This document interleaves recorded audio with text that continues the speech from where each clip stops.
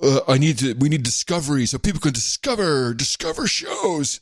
Adam Curry, John C. Dvorak. It's Thursday, May 2nd, 2019. This is your award-winning Gitmo Nation Media Assassination, episode 1134. This is No Agenda. Nudging the neocons and broadcasting live from the frontier of Austin, Texas, capital of the Drone Star State. In the morning, everybody, I'm Adam Curry. And from northern Silicon Valley, where nobody knows who William Barr is, I'm John C. Dvorak. It's Crackpot and Buzzkill in the morning. Of course people know who he is. No. I think. Yes. He went out to the street and asked. I don't think anyone would know. No. What'd they all say? Nah, never heard of the guy. Well. Yes. William Barr testified. Well, he was a witness. Yeah. Yeah. And you saw it. I saw it. We all saw it. Initial impressions. I have clips. You have clips? Actually, I don't have any clips from that itself. I thought it was personally, I thought it was kind of a poor performance by Barr. I loved it. I thought it was a great performance by Barr. I thought he looked, he didn't have answers fast, and he was trying to look cool. He didn't quite look cool. I don't know. I can see the perception where he came across as, in fact, in some cases, somewhat unprepared. I thought he was very prepared. Okay, we disagree, but you have the clips, so let's go. And I have the clips. The thing is, the Washington Post, that's where I was laughing before the show, they went on and on and on, slamming him, pretty much the way you are. I was not slam. Stop. I did not slam. You're slamming him. I did not slam him. I didn't do anything. Butt slam! I just said, I was like, it didn't seem that great. It was not. I didn't think it was a good performance. Oh, I thought it was fantastic. And then today, apparently, he said, because, well, actually, let's start off with the reason he's not going to do the, supposedly today is supposed to go to the Nadler committee in the House. Is this another public hearing, or is it behind? Yeah. Oh, public one. Okay. And he said, no, I'm not doing it. And the reason he's not doing it, he said it very clearly at the beginning of the of his testimony.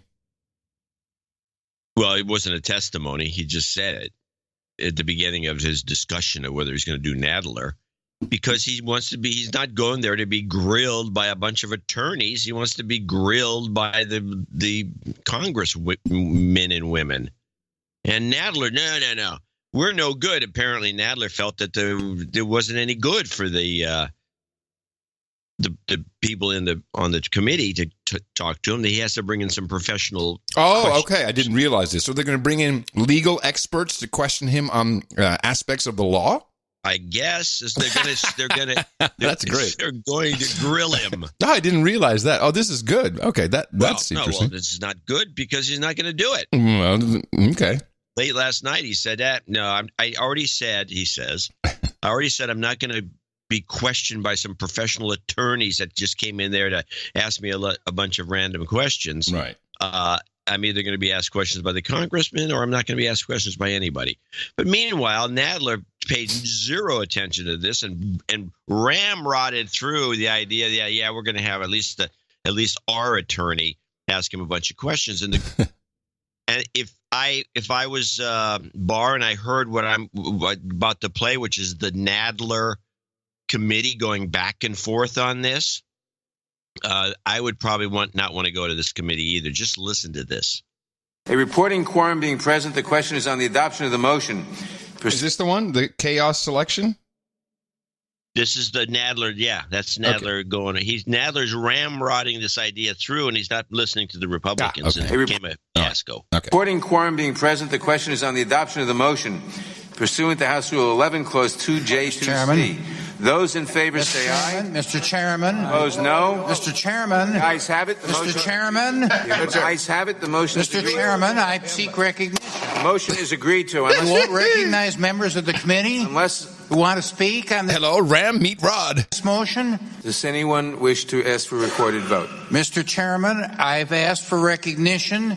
The clerk If will you're not allowing Clerk will report Republicans, the result. if you're not Republicans, We we're not didn't allowing vote on the Republicans to question. debate this motion. Clerk You're will making it a ashamed of? kangaroo court here. What? We ought to be going by the rules and giving Clerk will people a report the chance to result. debate. No wonder the AG doesn't want to come here and testify when you're running things without regard for debate. Gentlemen, Totally unfair. we're in the middle of a vote. The clerk will report the result. Mr. Chairman, We get no amendments. Hold on just a second. The ranking, point of Clerk will inquiry. report the Parliamentary results. inquiry. Yes. Regular order, the parliamentary inquiry will be entertained after the clerk reports the result.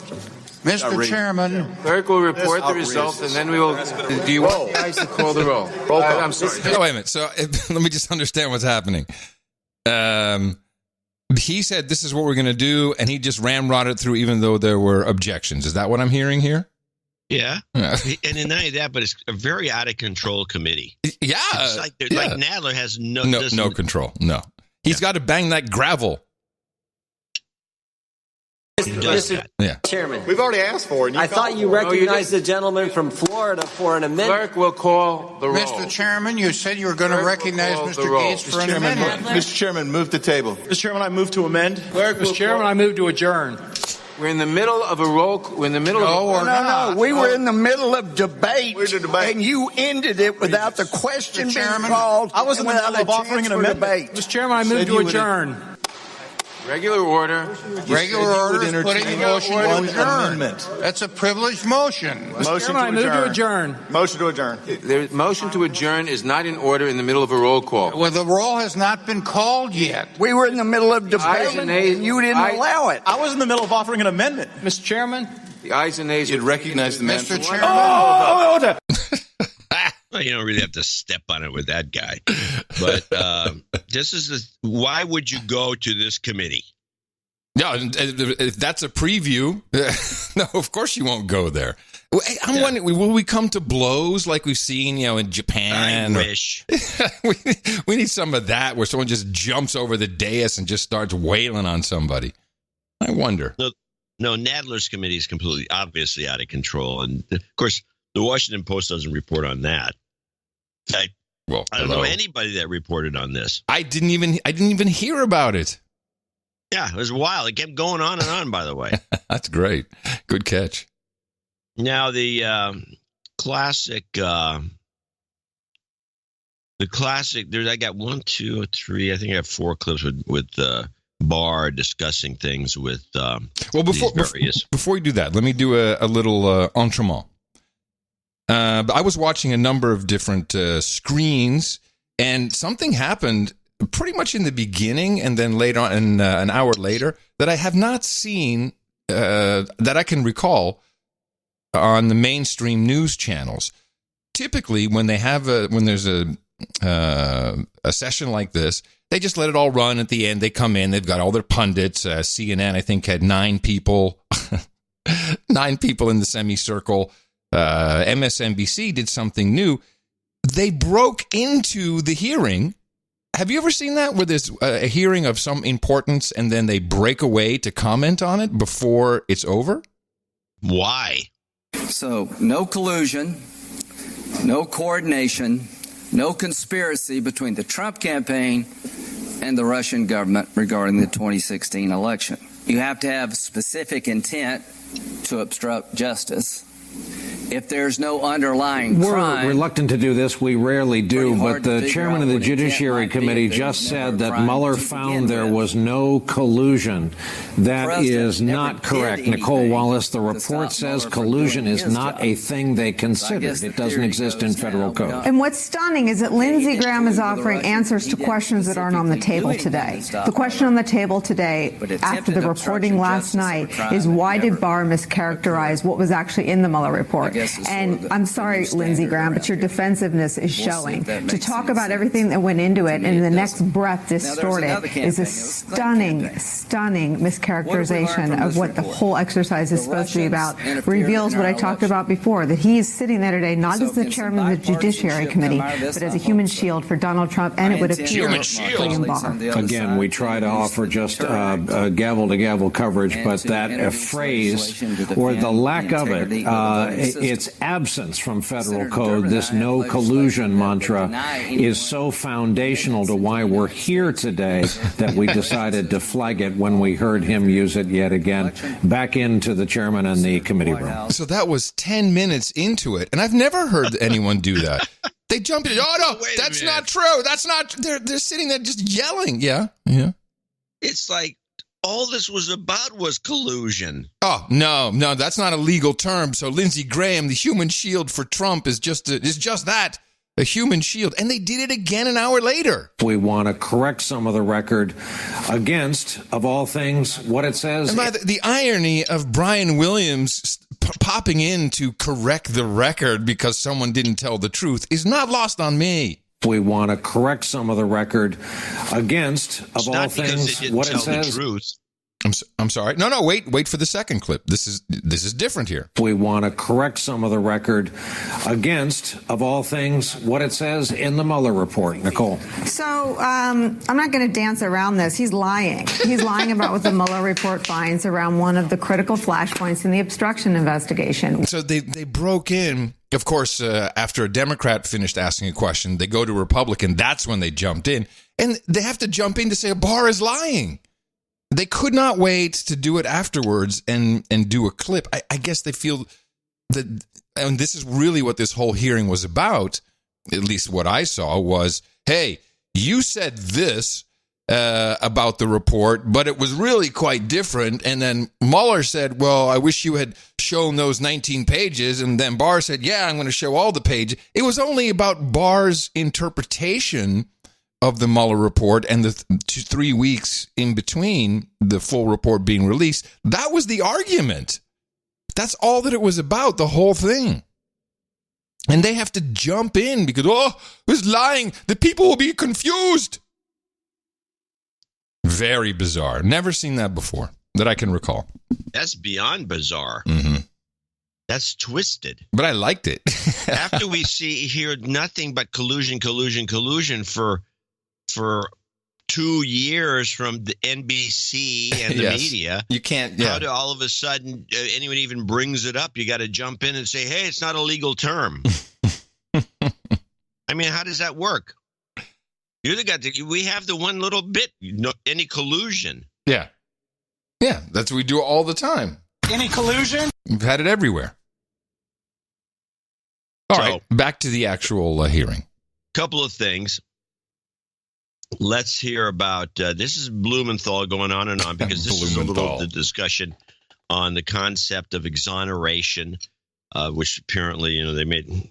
Barr is kind of beside himself as to why Mueller put in he's not exonerated when it's not anything they do, and I think he explains it here pretty clearly. The report says that they could not be sure that they could clearly say that he did not violate the law. As you know, that's not the standard we use in the criminal justice system.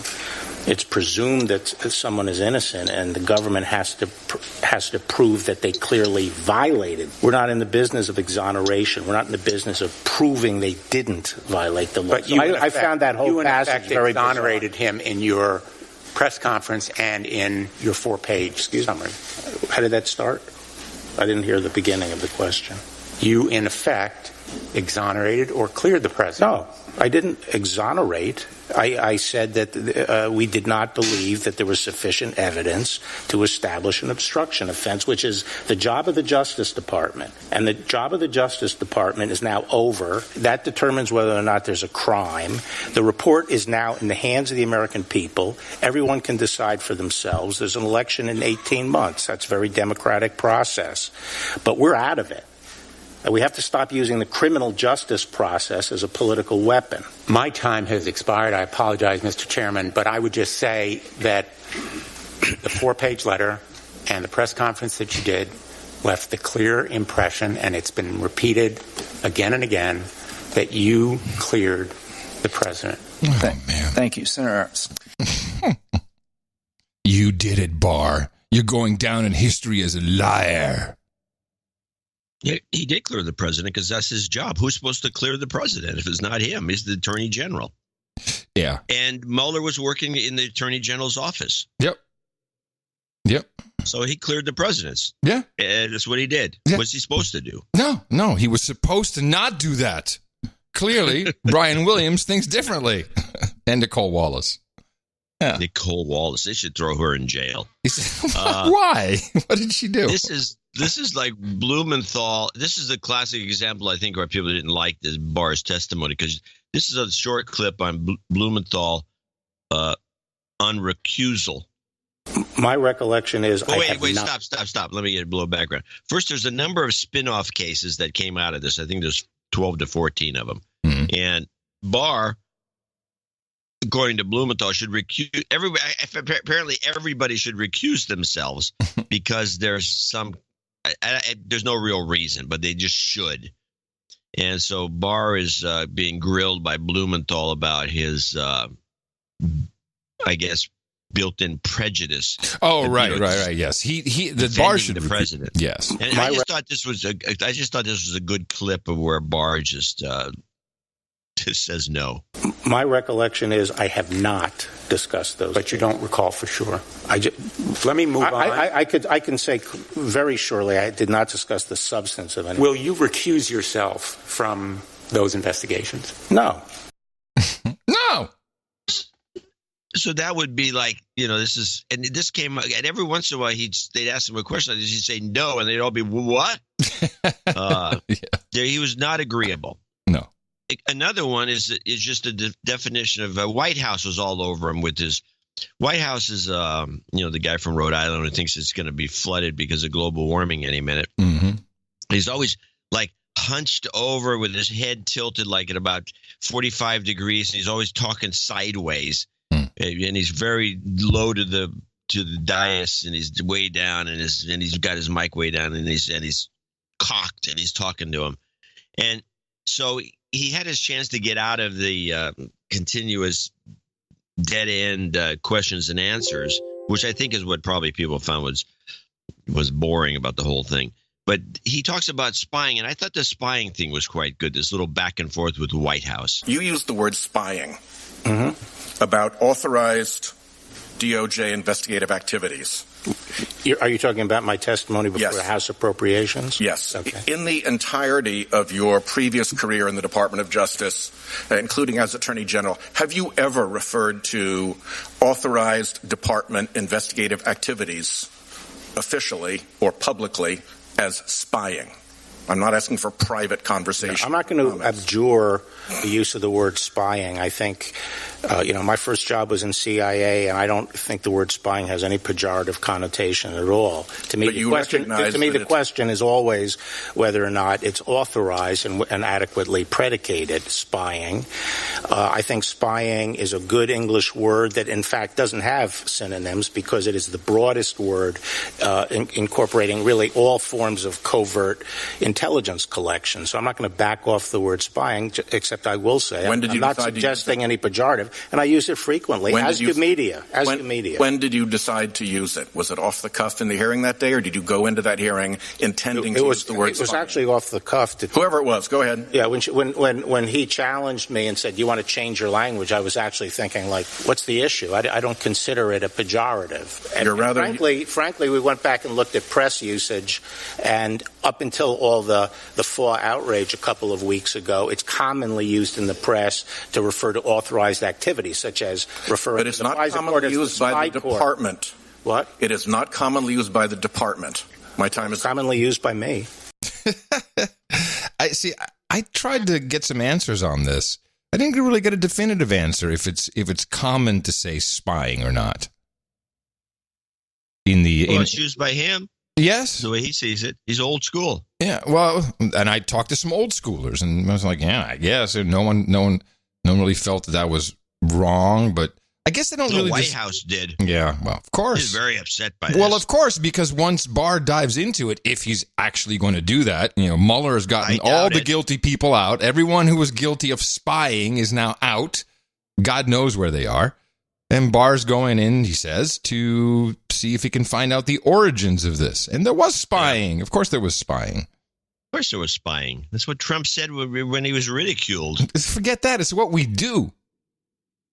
This is what Trump said when he was ridiculed. Yes, but it's still what we do. We spy. We spy on everybody. Yeah, that's why I don't understand why it was such a big fuss. Well, you're not supposed to spy on American citizens. That's fuss-worthy. I think we've documented that's not true. What's not true? Right. It goes to Zephyr. What do you mean? Of course it's true.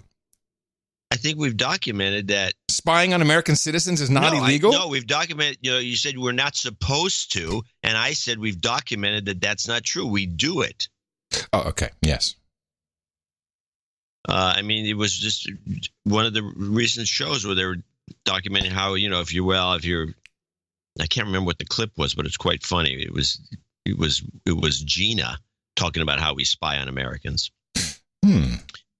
Durbin tried to corner Barr with ethics. There's this ethics thing that they keep trying to say. Well, there's an ethics committee that's attached to the Justice Department. And apparently, if you have any issues with maybe some ethical thing, you got to recuse yourself. They really want this guy out of the picture. Yeah. And so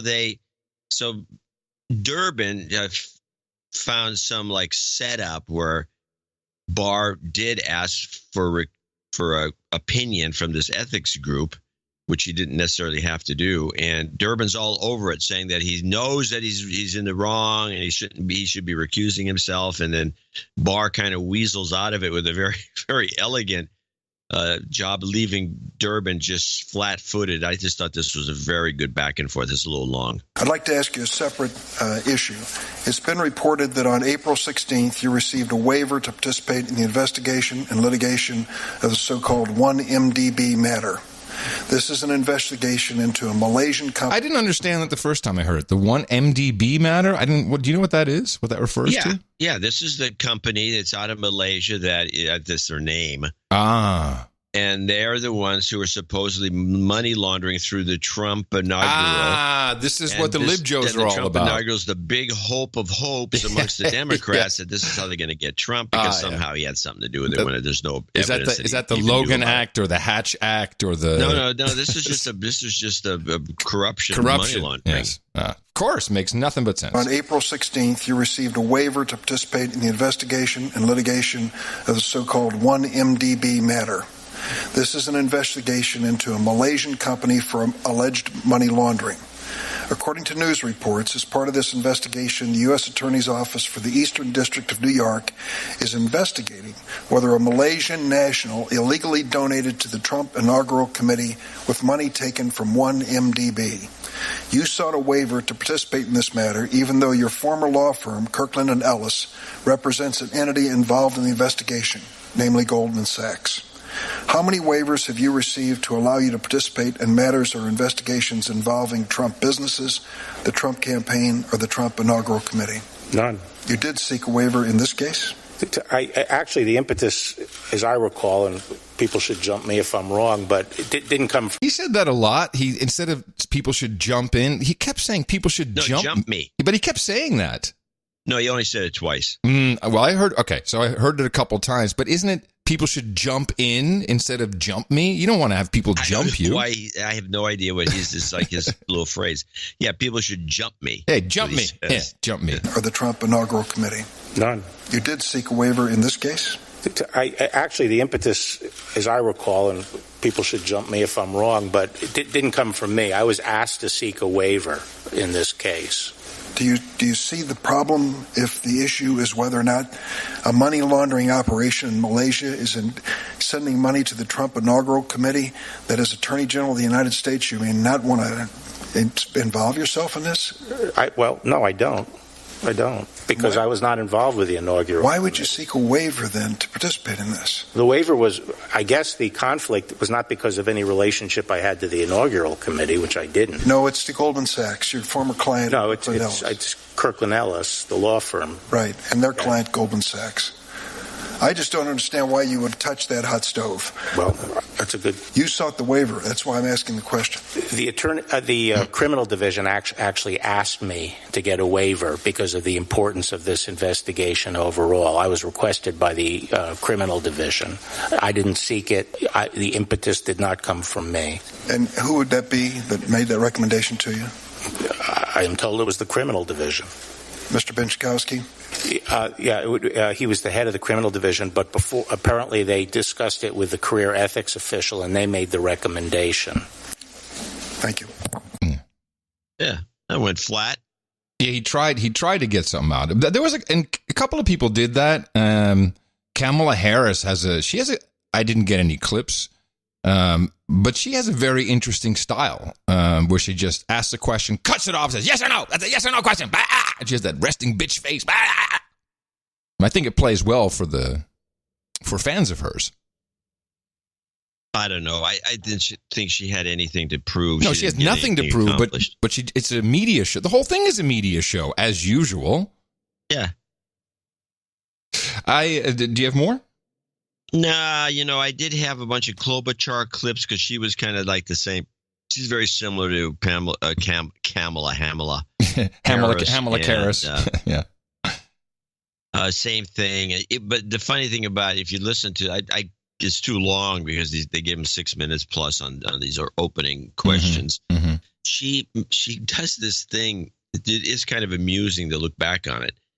Klobuchar has these two bills before Congress. One has got something to do with it's both. They're all kind of conflict of interest bills that have to do with these some various situations that are everybody agrees or needs to be fixed. That's summarizing. And so she starts off asking about these things just to kind of promote her bill. And then she says, "Can you help us? Can you help us? Help us? Help us?" She says, "Yeah, I can help you. I think so." And then she goes on and, "Can you help us? Help us? Help us?" And yeah, I think so. And then she drills into the guy with these really insulting questions. I'm thinking, what kind of help is she going to expect after this? It was just the stupidest thing I've ever witnessed. And anyone can watch the entire Klobuchar Q&A with this guy. It's pretty baffling. Well, some of these people aren't too bright. Well, it's again just a sideshow, big sideshow. Glad everybody watched it and is all upset about it. I like the media. Well, I don't understand why they would interrupt it just to because they're that second guess the testimony or the no. It's not second guessing. Lindsey Graham. No, it's not second guessing. Nicole Wallace is an attorney. She knows things. That's another clip I didn't get. Which I'll just reiterate. Could have had this clip. Barr's being grilled by one of these guys, and he says, "Don't you think that all the pundits and newsmen and lawyers and attorneys have all disagreed with many of your conclusions?" And Barr says, "I've never run into any two attorneys that agree on anything." I saw that too. Well, here is attorney Chris Cuomo. He's a lawyer. And this kind of helps us understand why Brian Williams and Nicole Wallace and others are just so nutty about it. In their own minds, they're conflating and they're mixing up different processes, different bodies within the U.S. government. I mean, just everything. And the guy's a lawyer, so you think he would kind of know how it works. And he had on former Attorney General Michael Mukasey, which he should have known better, honestly, Cuomo. Consider this. He's being investigated for a crime that didn't happen and that he certainly didn't commit. Who says it didn't happen? Russian interference happened. Russian interference happened, for sure. But cooperation and conspiracy between the Trump campaign and the Russians did not happen. And that was to a criminal level, no, says Mr. Mueller. To any level. I don't know about any level, but to criminal level. I do. I'll give you. Okay. And there's an investigation going on, not for a month or 6 months, but for 2 years, close to 2 years. And his administration is laboring under the shadow of that investigation.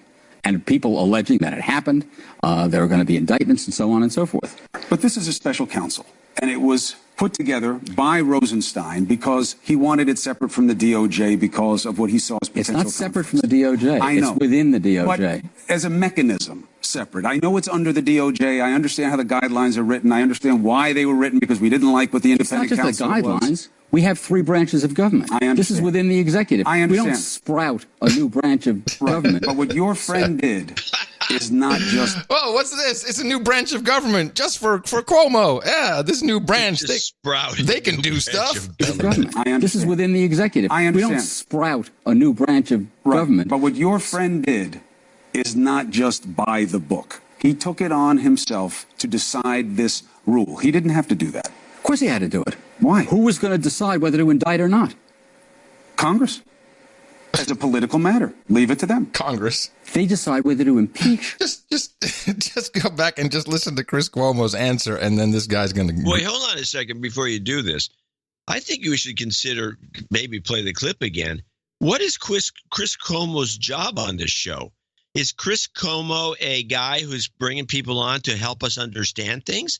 Or is he trying to ramrod his personal opinion down the public's throat? And his personal opinion, by the way, reflective of CNN and MSNBC for that matter, the higher ups in these organizations. I mean, why is he arguing with the guy to such an extent? Because he has a law degree that he's not a practicing lawyer. Remember, this is the same guy that said you're not allowed to look at WikiLeaks. That's only for journalists. I have that clip. You have it here? Yeah. Where is it? Well, what he says is he says it's illegal to possess stolen documents unless you're the media, and he implies that it's impossible for the public to go and look at WikiLeaks. Now, I want to, before you play that, although I'd rather you play the other clip all from the beginning. Okay. Let's play the other clip from the beginning, then I want to front load this other clip. Consider this. He's being investigated for a crime that didn't happen and that he certainly didn't commit. Who says it didn't happen? Russian interference happened. Russian interference happened, for sure. But cooperation and conspiracy between the Trump campaign and the Russians did not happen. And that was to a criminal level, no, says Mr. Mueller. To any level. I don't know about any level, but to criminal level. I do. I'll give you. Okay. And there's an investigation going on, not for a month or 6 months, but for 2 years, close to 2 years. And his administration is laboring under the shadow of that investigation. And people alleging that it happened, there are going to be indictments and so on and so forth. But this is a special counsel, and it was put together by Rosenstein because he wanted it separate from the DOJ because of what he saw as potential. It's not separate from the DOJ. I know. It's within the DOJ. But as a mechanism, separate. I know it's under the DOJ. I understand how the guidelines are written. I understand why they were written because we didn't like what the independent counsel was. It's not just the guidelines. We have 3 branches of government. I understand. This is within the executive. I understand. We don't sprout a new branch of government. But what your friend did is not just by the book. He took it on himself to decide this rule. He didn't have to do that. Of course he had to do it. Why? Who was going to decide whether to indict or not? Congress. As a political matter. Leave it to them. They decide whether to impeach or not. And Mike, they don't decide. You're skipping the big point, which you taught me about very early on. That is the big point. They can't indict him. That is the opinion from the OLC. So there is nothing to decide on that level. It is purely political. It always Congress would be. Doesn't indict. Congress can impeach. I know. I'm using it as just a metaphor. Oh. Here. But we know because we know the big OLC. Audience. We know the OLC says it's getting smaller by the minute you now. You can't indict. I don't know if you could hear that in the background. He's saying you got a huge audience, and he's just getting smaller every minute, though. He said, "Oh man, yeah, he'll never come back." Hold on, you got to hear that. It's right at the end. Oh, hold on. Shoot, it's not that important. Okay, now your Cuomo clip. Well, so Cuomo has got, and I have to say, when I heard this clip, and I don't have the long version, but he talks about how it's okay for the media to look at WikiLeaks because this is stolen documents, and he doesn't say it, but he implies that if you look at it, you're breaking the law. Well, yeah, if you're a spy, which makes me wonder about him, because to have this in your brain, you have to be a spy. Is that the level of our spies in the United States? Woe is me. We're doomed. Well, we've known this from I think 2 or 3 years ago when our economic hitman, the one I think that we refer to as such, was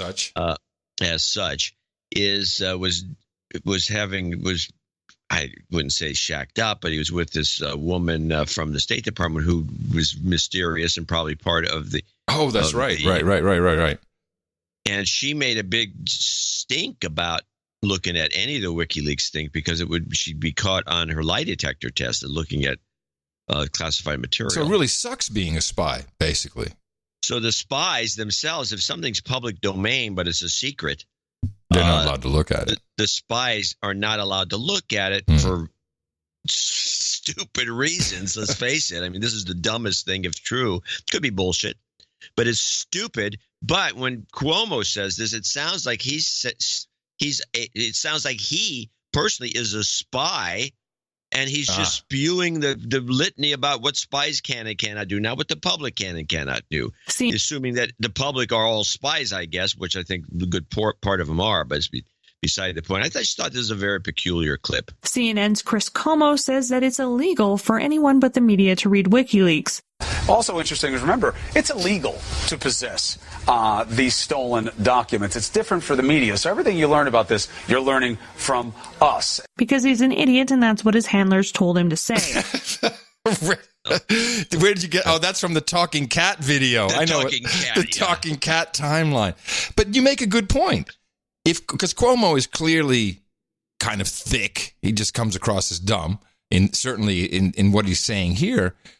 If he is Mockingbird, CIA shill spy or on, some low level on the payroll, then that's what he would be trained to say. And he just pooped it out there. That's very interesting. Of course, most of the media are involved with CIA. Most of them. Most, but an please. awful lot of the big timers. Oh, please. We're talking about Washington Post, New York Times, CNN, and MSNBC. The big four are totally compromised. I've been watching Fox News very closely as they've started to morph. Oh yeah, and they're morphing so faster than. Oh yes, they're morphing a little too fast for their own good. Well, I got a clip here from Chris Wallace, and while I don't disagree with what he's saying, I've never seen anything like this being said on Fox. And remember, we're seeing Fox throw people off the air for not wanting, for wanting to say, hey, this, you got to connect the dots on the Notre Dame. Oh, shut up. Not on my watch. That's a first. That's a first. And now Chris Wallace says this. I know there's some people who don't think that this March 27th letter is a big deal, and some opinion people who appear on this network. He's making a difference between news people like himself and opinion people. That's the rift. Yes, he delivers an opinion. Oh, no, he delivers what he calls fact. But it's very interesting to see this split at Fox News. This is fascinating. And some opinion people who appear on this network, who may be pushing a political agenda. But, we have to deal in facts. And the fact is that this letter from the special counsel, and it was one of at least 3 contacts with the Attorney General between March 25th and March 27th, was a clear indication that the Attorney General was upset, very upset, with the letter that had been sent out by the Attorney General and wanted it changed or wanted it at least added to, and the Attorney General refused to do so. He felt the Attorney General's letter was inaccurate. He says in the conversation he was talking about media coverage. That's not what he said in the letter. What he says in the letter is you didn't reflect what we found in the report. And there are a lot of people, having read now the full report, or as much as it has been not redacted, agree that he didn't reveal what was fully in the report. Again, those aren't opinions. That's not a political agenda. Those are the facts. So not only is it interesting that he talks about... Well, that wasn't, by the way, that was hardly the facts, what he just... Oh, no, of course. And there's a couple things to this. Let me just hear. Did you say Did he say opinion people or people of opinion? What did he say? I know there's some people who don't think that this March I want to get this right. 27th letter is a big deal. And, some opinion people. Opinion people. You have news people, you have opinion people. And believe me, that's how they talk about each other on two different sides inside Fox News right now. Opinion people are Hannity, Ingraham, Tucker Carlson. It's Ingram, by the way. I thank you. I love Ingraham, though. This is what it looks like. That's exactly how you spell it, Ingraham. Give me a break. Yeah, Ingraham. I'm going to use that. So with Paul Ryan now on the board of directors, the Disneyfication of the Fox brand itself, which does not include Fox News, there is something going on. And I'm still seeing MyPillow.com ads during Tucker's show, which means they can't sell ads. They can't sell them because all the advertisers are afraid of advertising with the right, alt-right people. Those horrible opinion people. Nazi quadroon. It's like they came out from the swamp. Here they come. They're all covered with moss. People. Yeah. But it's just interesting to see this particular rift inside Fox News, and I think that the opinion people are hurting. They're good for ratings, bad for business. Opinion people are on the outs. I think it's over. Good for ratings, bad for business. Yeah, that's the problem with that model. Yes, that's the problem with the advertising model in general, because we all know in the United States of America there is only one God, and that is the advertiser. The advertiser rules everything. Exactly, and I don't know. They don't spin off numbers to tell us what Tucker's monies are. They always talk about the ratings, but they never talk about the income. Right. Well, I noticed that. I do know that CNN. Let me see. CNN's ratings in April dropped another 26% in prime time. Now, we're still all talking. Can't they get a clue? I guess if you're run by the CIA, let's say, or somebody other than your own common sense, you can't make corrections on these sorts of things. I mean, they could correct the course. I mean, CNN International is doing fine. I mean, it's watchable. CNN International is actually watchable. I watch every once in a while. I catch it. I go, wow, this is pretty good. How do you receive it? I don't have it here. How do you get it? You watch it online? I think I've gotten it on. Yeah, I got it on. I get it online. I get it on the computer. I have to do that online. Because if you want anything outside of Mueller, you've got to flip on Pluto TV for as long as that lasts. Since they've also been co-opted, they still have Sky News. They still have RT. At least you get some information about what's happening. Yeah, the RT's doomed. Well, they're a Russian agent. Well, they're registered as such. Registered under the FARA. As such. Yes, they are registered as such. Yeah, it's fantastic. Great time to be alive. Well, it's the golden age of the internet. So where do we it's a goal. It's pay attention now, kids. You're not going to see it like this. Even like this show is doomed. Well, I don't know. I think we'll make it out before the real crunch comes down. You mean exit strategy? I got angry letters about this. Yeah. Producer emailed me. People in my family have donated, but I just can't. When you keep talking about exit strategy, bring back the good old days. I said, what good old days? What do you mean we were doing one show a week for 40 minutes and you weren't donating? I said, you want that? I don't think so. I said, you do know that exit strategy is a joke, right? Kind of. I mean, if we had a real exit strategy, we'd exit. But right now, we obviously got nothing. But right now, being on the front lines of the podcast reboot is fabulous. No one cares about us. Not a single story. Nothing covers us ever. No. And my favorite thing, and of course, Adam doesn't like me talking about it, although he nods his head and says, yes. That's the Tourette's, yeah. Is the following, which is they have all these specials on podcasting and they have all these conferences and they have a lot of articles written in the New York Times and elsewhere to mostly promote their podcast, which is okay. And they go on and on about the history of podcasting and no one ever I've actually asked Adam about this specifically. Have you ever been given a single phone call, they know where you live, to be asked one simple question about podcasting and its history and maybe some thoughts on you can't monetize a network, which you keep harping on Twitter. No, doesn't get a call. No, I do get calls say, hey, I'm writing a book about MTV. You want to write the foreword? That's what I get. Oh, you should write the forwards. Fuck no, I'm not going to do any of that. I'm not interested.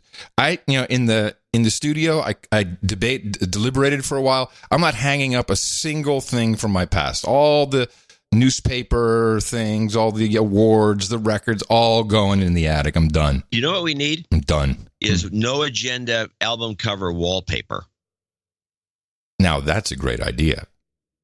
Yeah. Ooh. And each roll can have you could probably do 3 across. No Agenda shop, guys. Pay attention. And it'd be a nice wallpaper. And you just wallpaper your walls with No Agenda cover art. That. By the way, I just want to go back to one thing about it. Could be sound insulating. I want to go back about the Mueller report. Here's one question I have that I'd like someone to answer truthfully and with backup. How much did the Mueller report actually cost? It was $20 million. It was $40 million. It was $25 million. It's $30 million. It's more than $50 million. It's everyone has a different number. Yeah, they do. But I think it was always been kind of targeting 35 million. Although 33 would be a better number. That's what I'm waiting for. We should just introduce that and just keep saying it. And just say actual cost of Mueller report, $33 million. Everyone go tweet that now. According to the Mueller report, the report cost $33 million. Just make sure people know that. Now, everyone has a different number. Trump has a different number. Lindsey Graham has all different numbers. They're just full of shit. All right, back to podcasting. They are. I did want to mention the reason why Spotify and Pandora are getting into the podcast business. To scam the public. Well, it's because they have no other way to increase their revenues. Zero. They don't own the content of the songs. And those contracts, what's even written into statute of how much needs to be paid. I mean, there's no way they can. And if they start to really do well, and they've never made a dime, they start to really do well. Well, then the music business will just up the price. They're a bad drug dealer. And so they figure, we have this content, we have original content that we're going to... No one, it's not going to work. And I feel bad for the union people. Because they're the people. The podcast union people within Spotify. Oh, the podcast union number one. Yeah, wasn't Gimlet... Gimlet was going to unionize. Oh, yeah, Gimlet, yeah. Yeah. I feel bad for them because they're actually going to put themselves out of a job. In fact, I was talking to a guy in Holland just yesterday.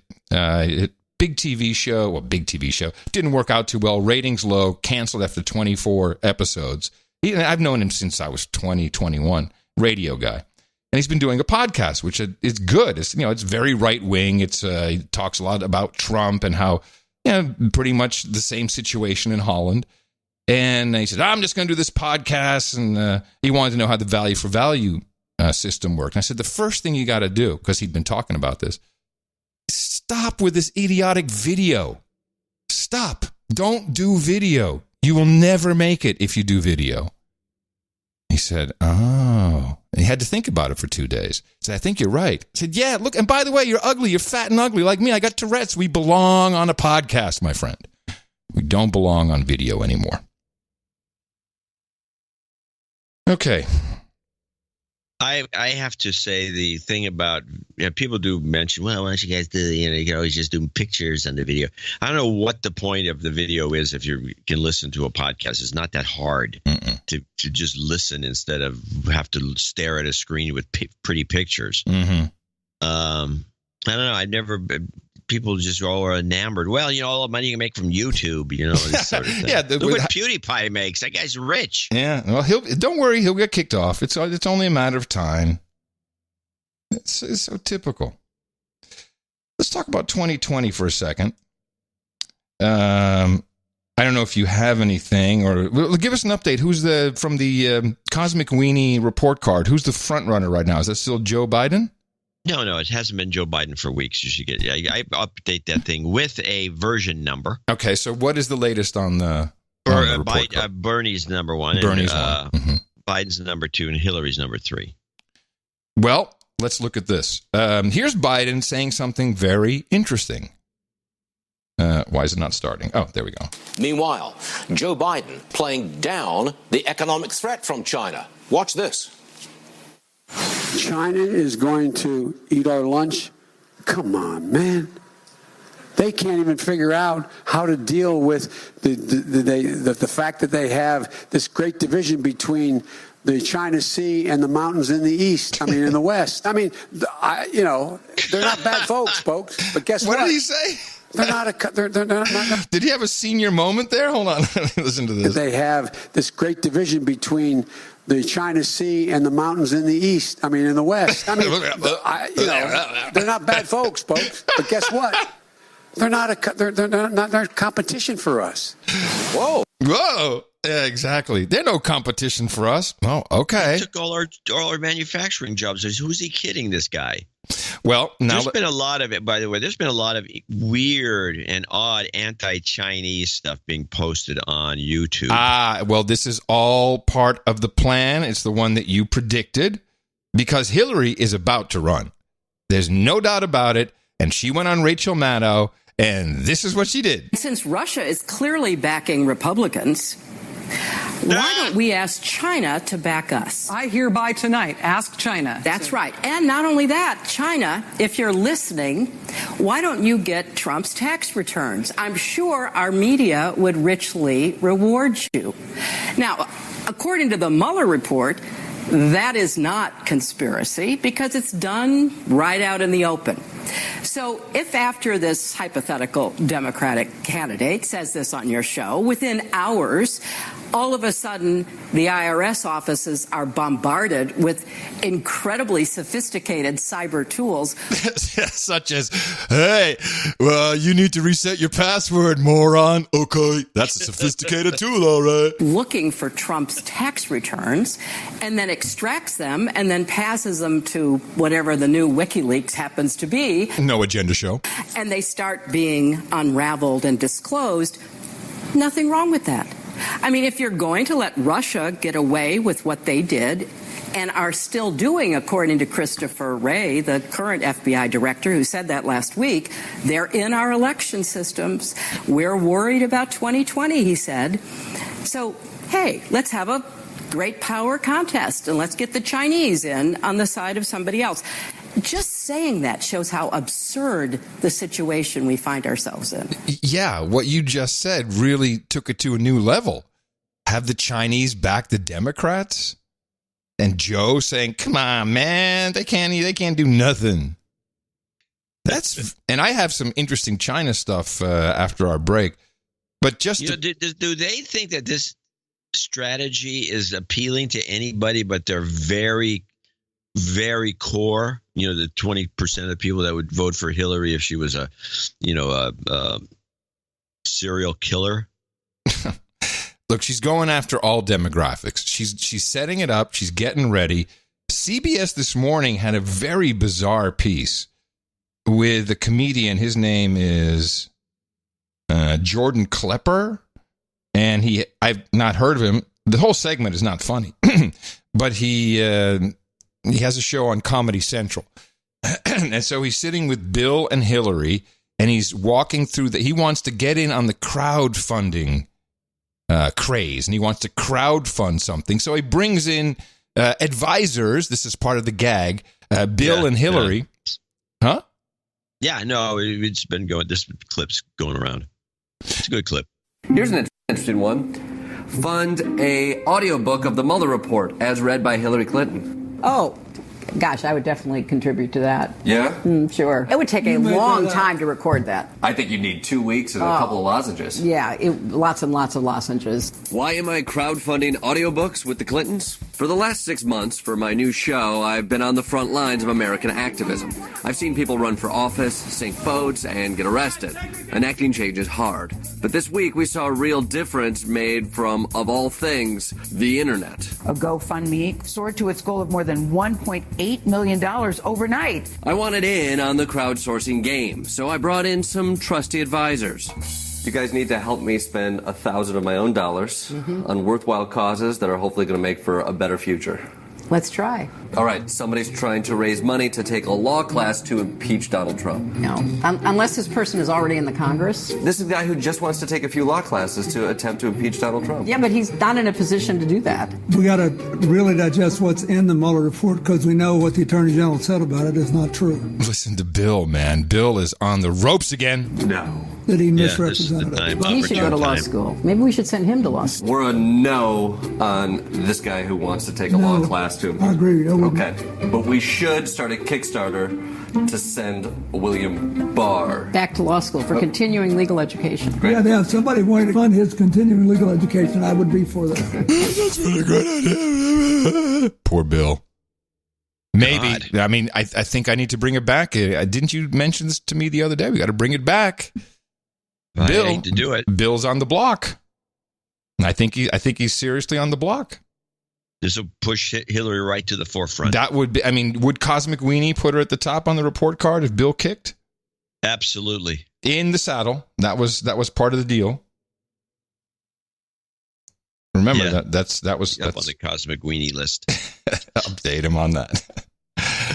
Oh my goodness. I thought you were going to play the clip where Hillary read from the report. No. The whole thing, but none of it was funny. No, it was decidedly unfunny. And why is CBS running this as a morning show segment? I mean, this gives me everything to believe she's ready to get back into the game. There needs to be some, maybe this Barr controversy is what she's looking for, but there's got to be something that, she's not going on Rachel Maddow to say, and I think, didn't she even say some Democratic candidate in that clip? I don't know. Actually, I'll tell you this, is that she doesn't have a book out, and she's getting booked on these things. There's got to be some reason other than she normally doesn't go floating around unless she's either running for office or she has a book. Right. There's no book. Right.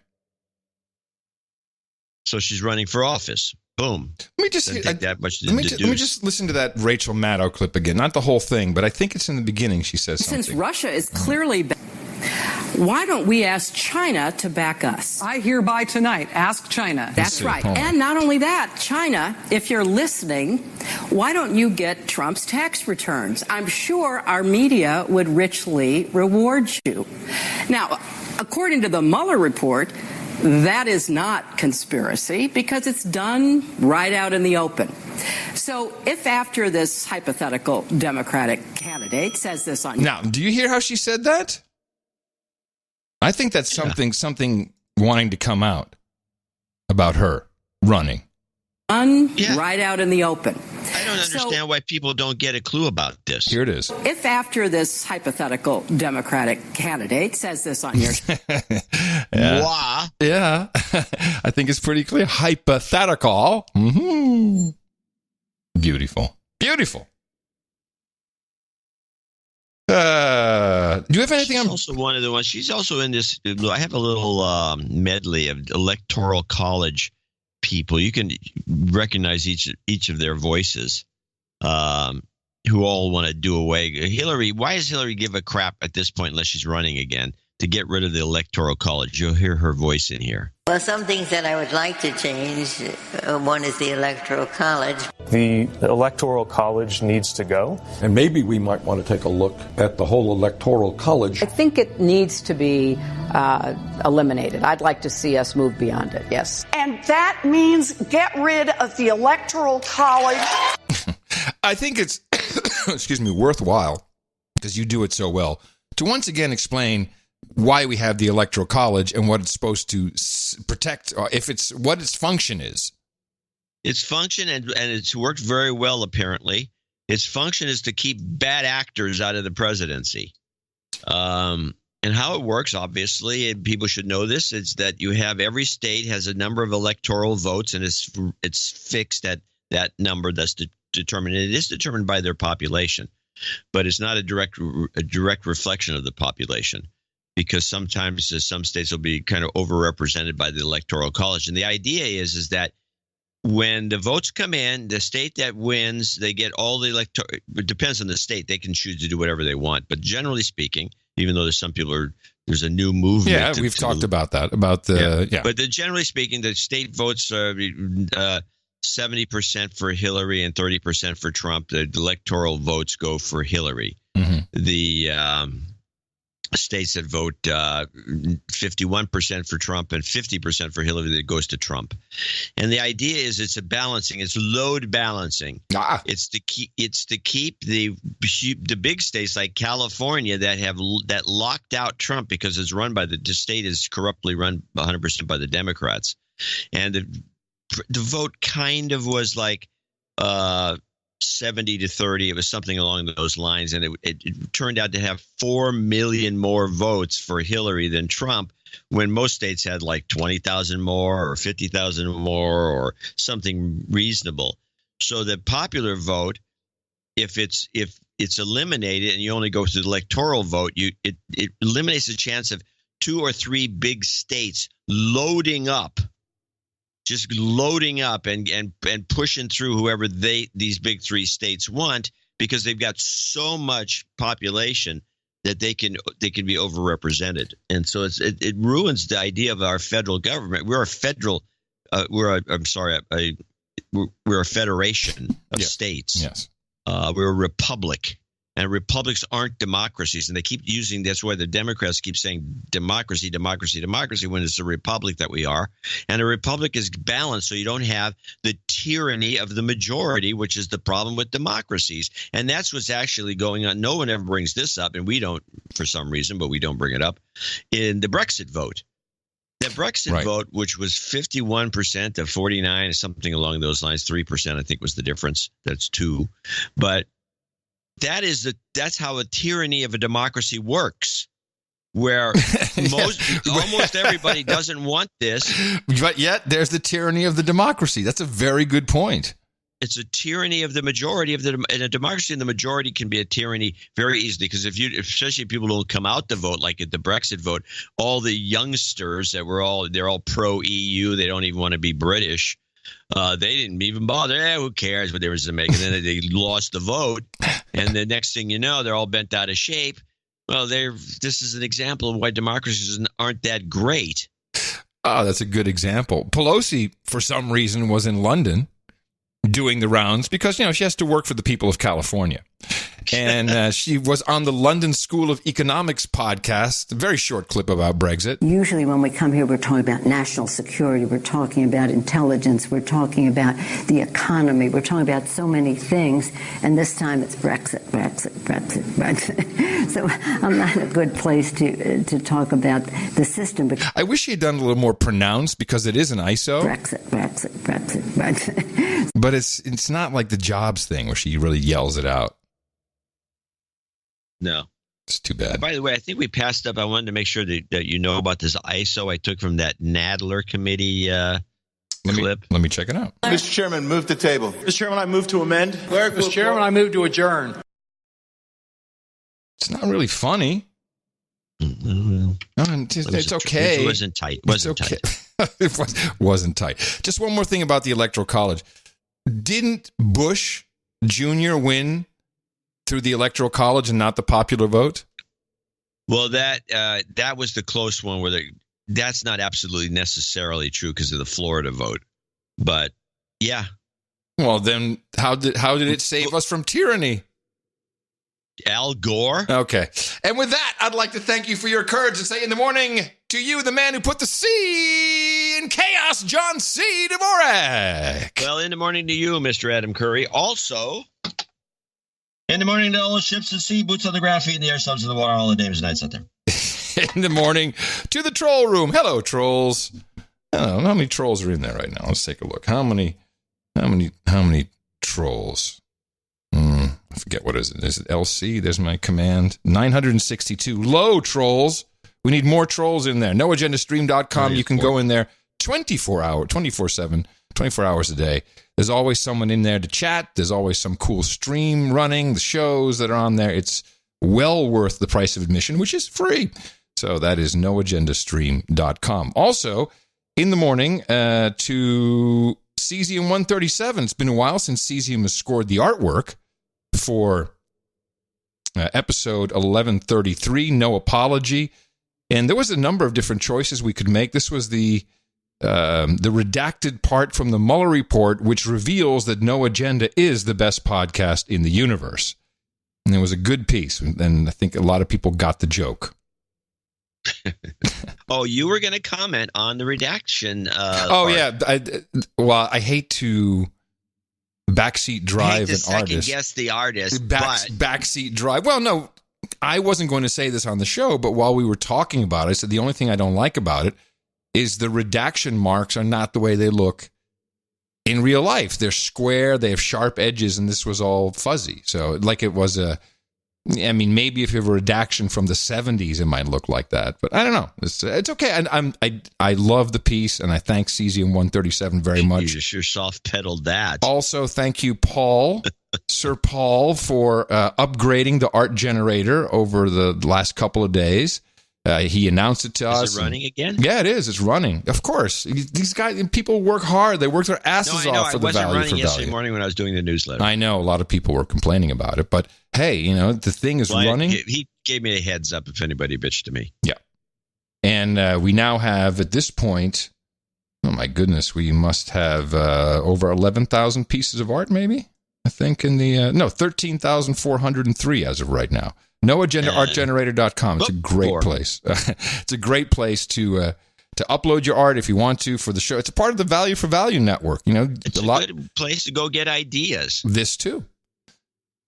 It's true. But for us, it's really fantastic. It makes a huge difference in most of these a lot of podcasting apps. Not all of them adhere to it. When the art changes, people's attention is drawn to it, and they click on it. Which is a good way to go. It's probably the only discovery mechanism we really have. And I think discovery mechanisms are kind of BS anyway. That's not the big thing. And we've heard it with blogs, and we heard it with every other thing. We need discovery so people can discover shows. That's not how it works. Well, that gave into SEO. Yeah. It's like, Spotify's not making discoverability very good. Well, no, who cares? We should also hire an SEO expert. What these people are saying is, I want to be promoted by somebody. That's what they're talking about. Promote my show. Well, that's just not how it works. You got to go hit people in the mouth. That's been our mantra. That's how it works. And people who do that for the show, we appreciate that very much. And that is how it works. You get out of the network what you put into it, and we have people who've been very generous today to help us with the financial side. Our executive producers and associate executive producers for episode 1134. And at the top of the list is our Baron of Southern California, A.J. Van Steenberger. Bergen. Who's a retired Marine, Semper Fi. He always sends a... yes, of course. I know who he is now. He sends us a little Marine... I'm keeping his notes because they're so well... They get the Marine letterhead. Are they just the symbol? Are they typed or handwritten? They're typed, but is signed. Nice. It's very pretty notes. I'm a bit late with my 2019 omnibus budget submission for the first 2 quarters, but here it is. We got hit by a new salt limitation in California and did some temporary sequestering to get the budget back on track. 2 quick stories. 1, I had back surgery this month. While lying in my hospital room after surgery, a young lady walked up to the machine near my bed. By the way, if you've ever seen these, I don't know if these commercials are all over the country or not. But there's these commercials called "Just Okay Isn't Good Enough." Yeah, I've seen them. They're AT&T commercials, and you have these bonehead situations where somebody's they don't know what they're doing, but your life is in their hands, kind of thing. This fish is raw is my favorite. So he's describing one of these situations. He walked up to the machine near my bed and starts pushing buttons while saying, paraphrasing, like I'm so disorganized today. Like I walked into the wrong room, but like I'm okay now. I think I'll get back on track like I should, because I know better to take 4 days off because Netflix overload. Really? That's apparently, yeah, she's poking buttons. Oh, my goodness. On a machine he's hooked up to. Oh, damn. Nurses are I people, knew too. I would rue the day when millennials entered the workforce and started running things that we depend on. You're doomed, bro. We're all doomed. That day is here.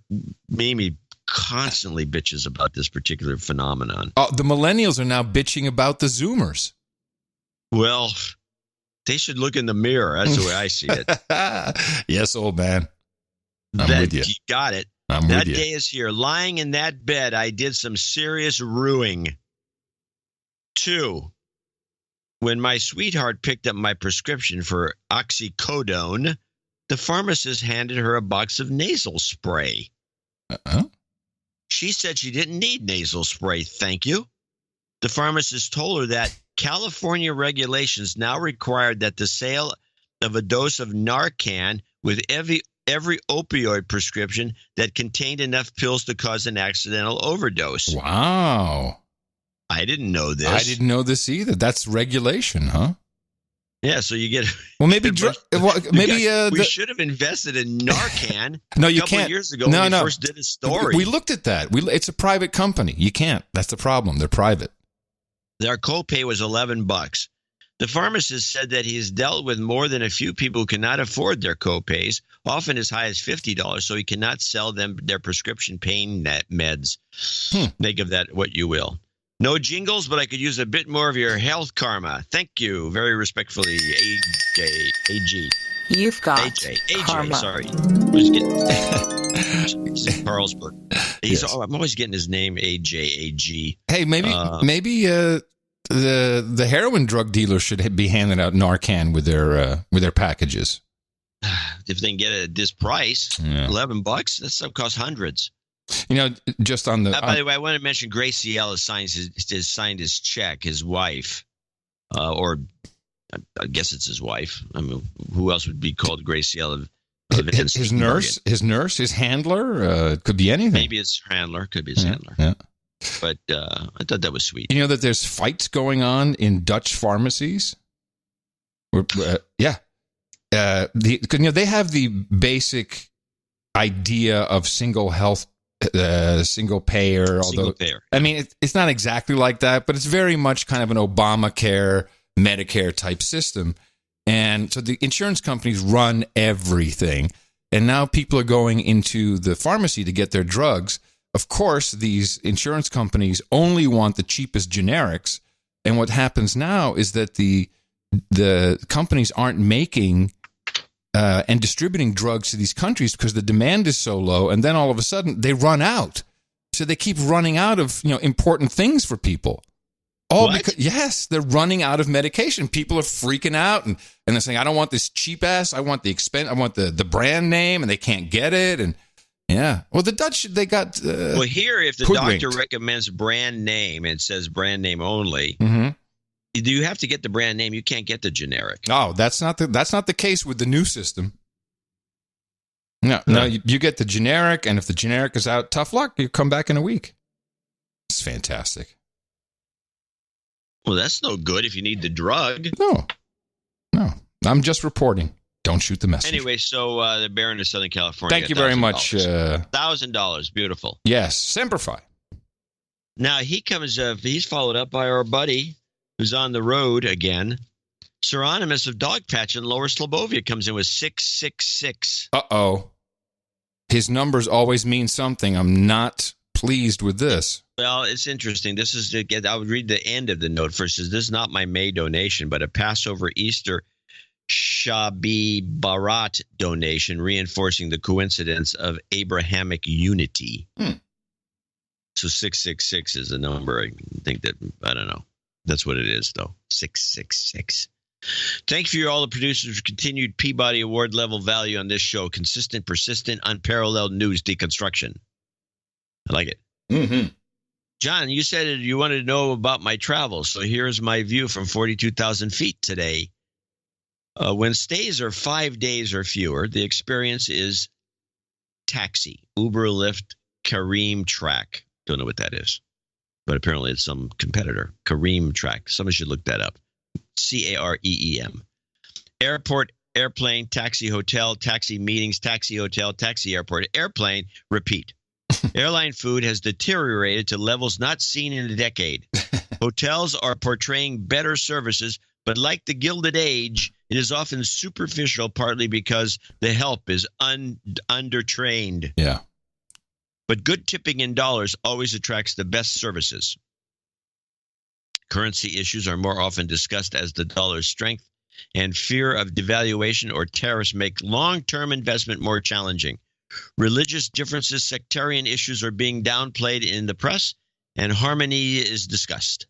You note this trend on your show, and I see it more broadly with Brenton Tarrant being an international example.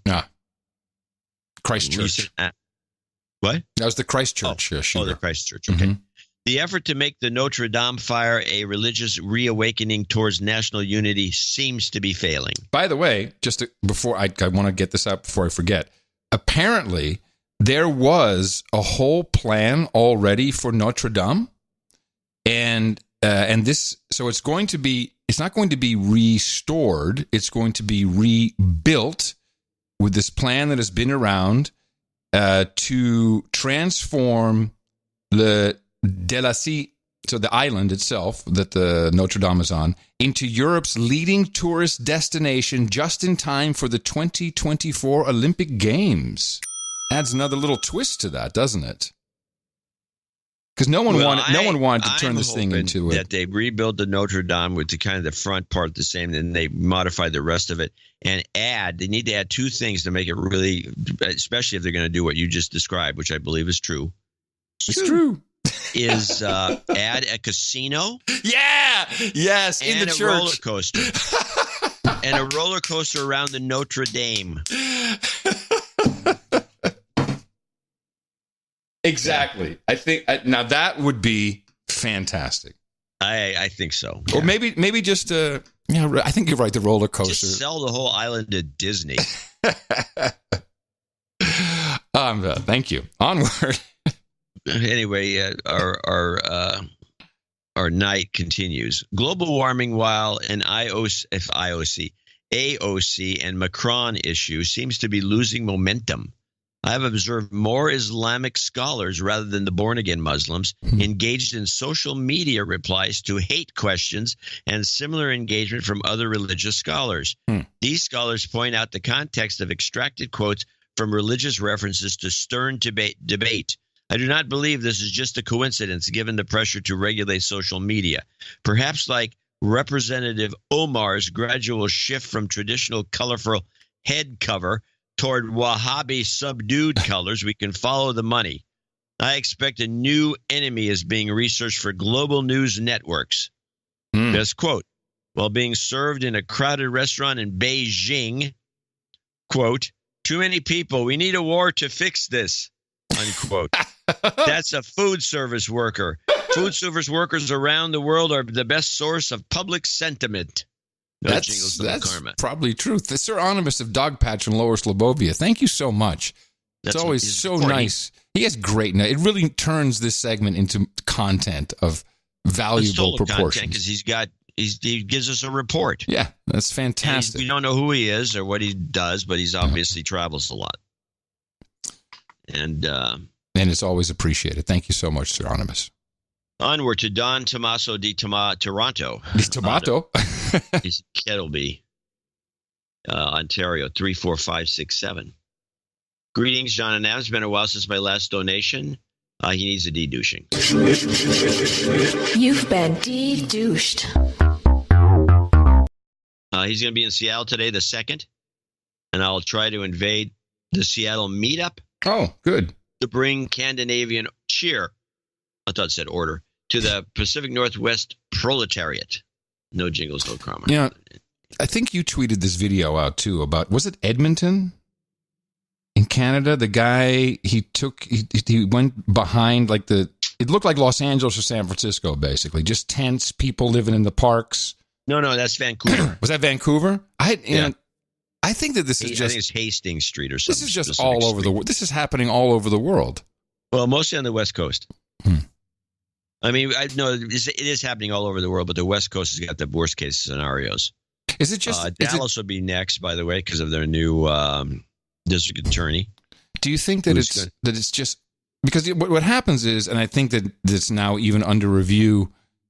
to just make, lots of cities are saying, we'll just make all public land. You can camp on it. If you're homeless.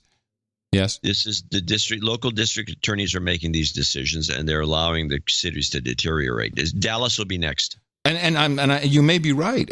My thinking is, why, if no one cares anymore and says, do whatever you want. There was at one point, I don't know if it was like a Zeitgeist movie way back in the day, and it had an animation of how money works and how money's created and how it's all basically debt and it's fictitious and the Federal Reserve and how it works. But eventually in that system, and they have it kind of like a Rube Goldberg machine, and you see people who just drop off, who just can't participate anymore, and they kind of fly off the end there into a heap. And that's literally happening. There's no help for these people. There's no future, even though the biggest problem they have is probably drugs. Of Idiocracy. It was similar. Well, that's where they're flying off the end of a freeway and just piling up. Yeah, it's not. It's similar to that, but yeah, that's the same idea. It's that these people fall off, and then no one cares about them. Step over them. Just step over them. Anyway. Well, this is something that's going on that needs some sort of understanding because it's drugs. It's drugs, man. These people are on meth and on other. They're all on drugs, but the point is why don't they? It's as if why isn't anyone I don't know helping? If they're doing this on purpose to say, here's what legalized drugs, you're going to end up with this. Look at this mess that we've created. It's all your fault, you liberals, or you libertarians, or whatever. It's already here in Austin. We had the entire underpass of 35. Every underpass of 35, people are living there.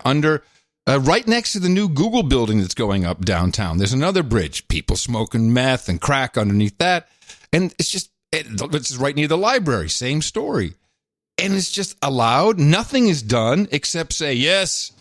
Yes, affordable housing is, we need affordable housing. If you let us put up the soccer stadium, we promise we'll build affordable housing right over there. They don't care. I don't know. Where's the guy with the dome who can be mayor of Austin? That guy. Bring him back. Well, it's a situation that needs to be addressed, to say the least. Anonymous follows up here with $333. Which I believe was I had one $333 thing listed on there at the end of the newsletter, and I think this is it. Okay. We got one. He's also in Ontario, which is, if I hit the right button, I wouldn't be bouncing all over the place. But he says, and he's in Toronto. It's a great pleasure that I finally send this anonymous note to make a long overdue donation. Let me straighten this out so I can. Okay. It's a great pleasure. I finally did not so long overdue donation to the greatest podcast in the universe. My smoking hot wife hit me in the mouth a few years ago. That's nice, and I've been hooked ever since. Excellent. You guys do an outstanding job, and the social service you provide is second to none. I love your media deconstruction. You can no longer stomach the news media's often one-sided propaganda. You give our amygdalas healthy. You keep them healthy through your twice weekly dose of sanity. It's better than a vaccine. And by the way, our retired Marine has also put sanity on his little note there. Thank you. Let's check. Adam, congratulations on your impending nuptials. Oh, yes. Thank you. My wife and I were delighted to hear of your engagement. We're so happy that you both found each other. Yes. It made our day when we heard John and Mimi would be in attendance on your wedding day. Made our day too, to be honest. Tina is incredibly excited that you're coming. Moist. John. What did you just say? You're the one that said it. I brought it this up. This is the woman I'm going to marry. What's wrong with you, Dvorak? All right. I'll chalk it up to old age. Why are women always excited? They're excited. No, she was generally. No, this is such an insult. She was generally excited. She could not believe that the man who I spend a lot of time with is going to join us. I've met her. We've chatted. You're not going to outlive this one. This is coming. This will boomerang back at you, bro. I'm sorry. I apologize. I don't want the bad karma. John, I'm glad to see that PC Magazine's ineptness was acknowledged in the Mueller report. People was right in there. I remember. I saw that in there. People are I'm tweeting. Sorry that PC Magazine wasn't able to see the value that the No Agenda community sees in you. Can I please request a karma trifecta of jobs karma, health karma, and by the way, if I was working at CNN, I would have been kicked out too. Same thing. Oh, hell yeah. Health karma, new home karma for my family. A lot of karmas. A de-douching would be appreciated since this is my first donation through. Though my wife did make a donation in my name for my birthday, I'm not sure that counts. Yes, it does. Now the donation seal has been broken, and this can become a more regular occurrence. Thank you both for all that you do, and hope that you both continue to enjoy making the outstanding product you do. Without you guys manning the helm, we'd all be overboard. Well, thank you very much. This is very kind of you. I'm going to give him a de-douching. You've been de-douched. And here's your trifecta. Jobs, and jobs. Let's vote for jobs. You've got karma. There you go. Thank you so much. On to associate executive producer, Sir Chris Ruddy. This donation is in memory of my son, who, unlike me, was actually named Ben. He was born emergently on March 4th, 2018, with congenital heart defect and died on January 2nd. Despite many open heart surgeries, which included a heart transplant in October. Oh, boy. It's $1 for every day he was alive. Please wish him a happy birthday. Yes. And let me just make sure we have that on the list. Oh, that yellow, it better be. Sir Chris Ruddy, Eagle Scout, Systems Admin, and Baronet. Yes. Thank you so much. I'm sorry. I'm sorry that's terrible. Let me just check. Double check. Yes. Okay. Got it. He's on. Good. Sir Timothy of the No Fixed Title, $201. ITM, John and Adam. Sir Timothy of the No Fixed Title here, this donation rockets me past $3,000 for my barony. Beautiful. Rockets. Wow. Yeah. I claim the Upper Peninsula for my protectorate until a baron or a baroness emerges in Michigan who lives in that area full time. Now, anybody who knows this area knows that ain't going to happen. So he's got a good bet going on here. Now we'll get a note from some nasty person. Oh, no doubt. No doubt. Mm-hmm. Until then, I hold it in trust. With the person who does live up there and bitches about this comment, they better become baron then. With my newfound rank, I can't wait to assign honorary titles for sheriffs and magistrates in the meetup in Flint this Saturday. Instead of jingles, please put this link to our No Agenda Local 1 email list sign up from the show notes. And he's got a thing here we can put in the show notes. Well, let me do that right now, otherwise I'll forget. Okay. Yeah. Now, I hope you guys at Local 1 are using noagendameetups.com to help generate more people to come to these things. I think you might be surprised how effective it is. Because a lot of things with meetups.com was just a crappy site that really wasn't, I don't even know what the point of it was. You can do these sites yourself, and that's what we've done. And actually, I wanted to call out Daniel Tomash of noagendameetups.com, because this is how our value for value model works. People do things for the show. You're producers, after all. So Daniel created noagendameetups.com, has been working with Mimi, and the site is flying. And there's lots of meetups. We'll talk about those in the next break. Sir Timothy of the No Fixed Title, $201.01. ITM, John and Adam. Sir Timothy of the No Fixed Title here. This donation rockets me past three. Oh, I just read that. What am I thinking? Uh-huh. Yeah, you're going to let me go. I like that. Yeah. That was funny. Michael Janoski, pronounced Janoski. You're batting 1,000. In Lindora, Pennsylvania, 200. Thanks for this show. I find myself hitting the refresh button in my podcast app again and again and again and again when 4 p.m. hits on show days. Oh, that's interesting. Well, we try to get the show out as fast as humanly possible. Yeah, usually it's about, what, 40 minutes? 35, 30 minutes? Closer to 30. Yeah. I've been timing it. By the time it gets fully posted, it might be 40 minutes because it's a big file.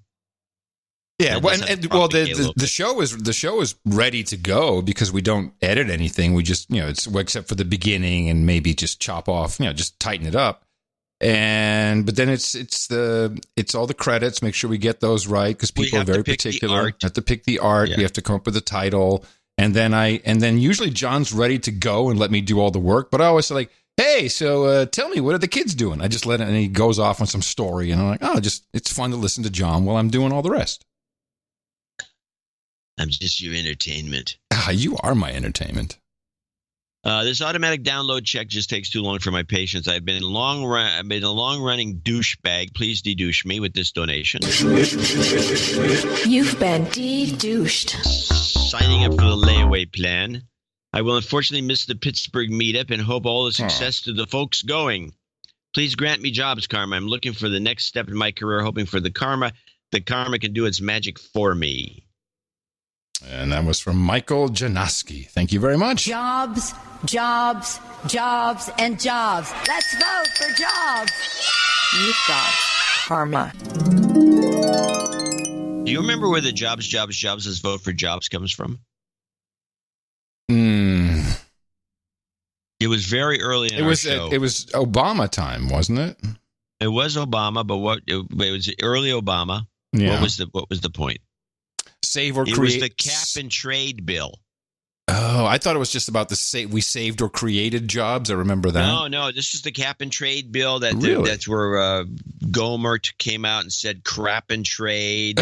Yeah. That is a long time ago. And the bill, that's when Boner was still the Speaker of the House.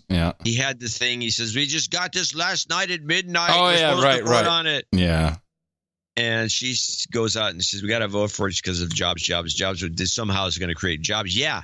Inspectors, because all your houses government have to be retrofitted with foam, and it was terrible. Yeah, government jobs. Beautiful. Terrible. But it did produce one thing and one thing great, I have to say. Pelosi's jingle. Yeah. Pelosi jingle. Yeah. Thank you, crap and trade. Lionel Ewing is next on the list from Parts Unknown. And he says, thanks for the passage, karma, to move my sailboat sideways from San Jose del Cabo, Mexico, to Southern California. Oh, that's right. Well, in Mexico, your show was the only source of news. The passage took longer than planned because I did not get a de-douching for my first donation.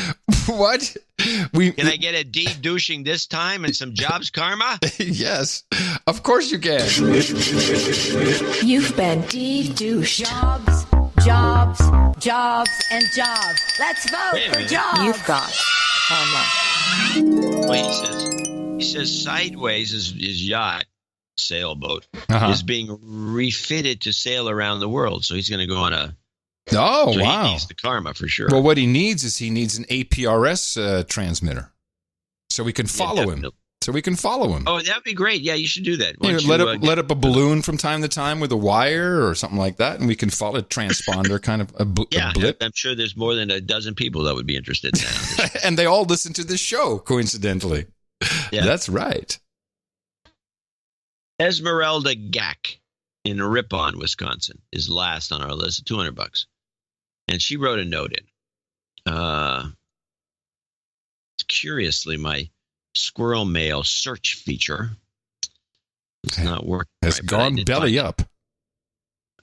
You think if you put in GAC, well, you can see. Okay, I already got it. I got it.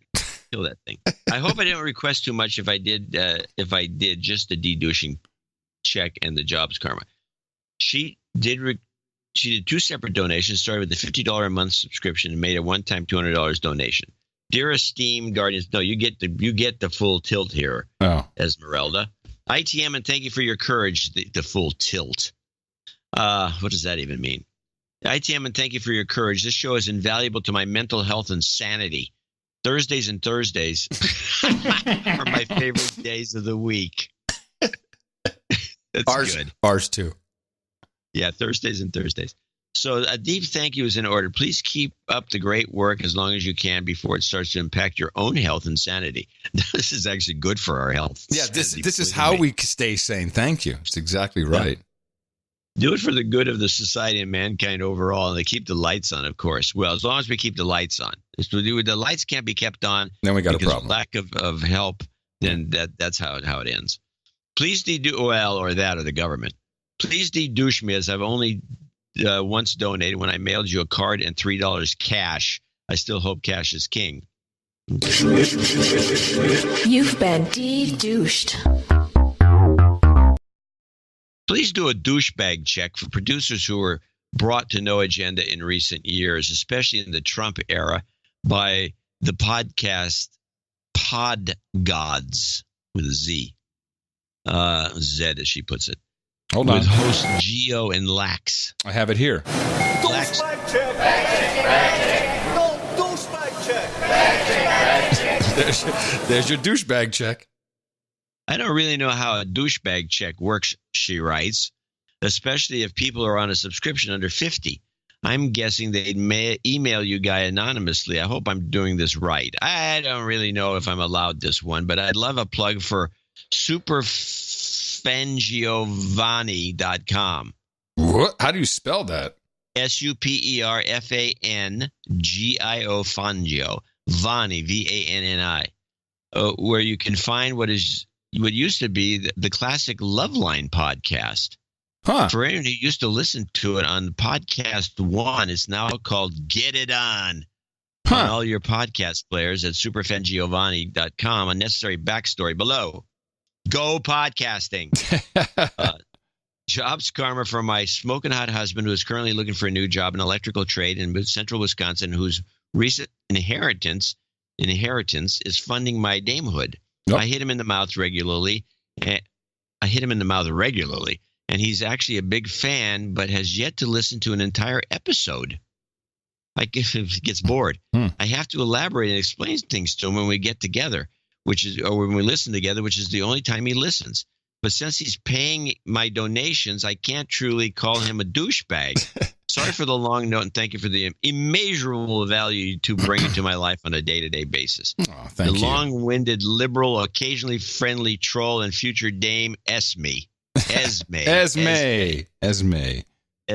Beautiful. From Ripon. Right. Well, thank you. Goes on with some other details. Was this that was it, right? Yeah. Good list. Thank you. And some familiar faces there who always come in to save the day. Sometimes once every half year, sometimes once a month, sometimes every quarter. It doesn't matter. It's exactly how the value for value system works. I give her some karma. Oh, well, I'm sorry. She also needed jobs karma, didn't she? Yeah. Yes, you're right. Yes, I got you. Jobs, jobs, jobs, and jobs. Let's vote for jobs. You've got karma. All right. That's a group of associate and executive producers for show 1134. I want to thank each and every one of them for making the show possible. And these credits are real, valuable, where accepted. You can put them on all kinds of places. People seem to add it to their social media handles or to the names, at least, that are displayed, put it on their LinkedIn.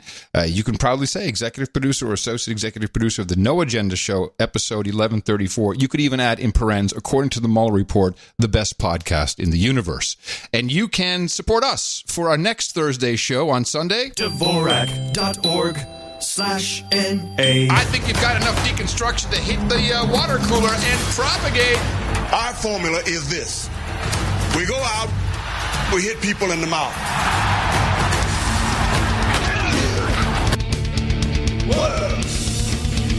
Order. Shut up, slave. Shut up, slave.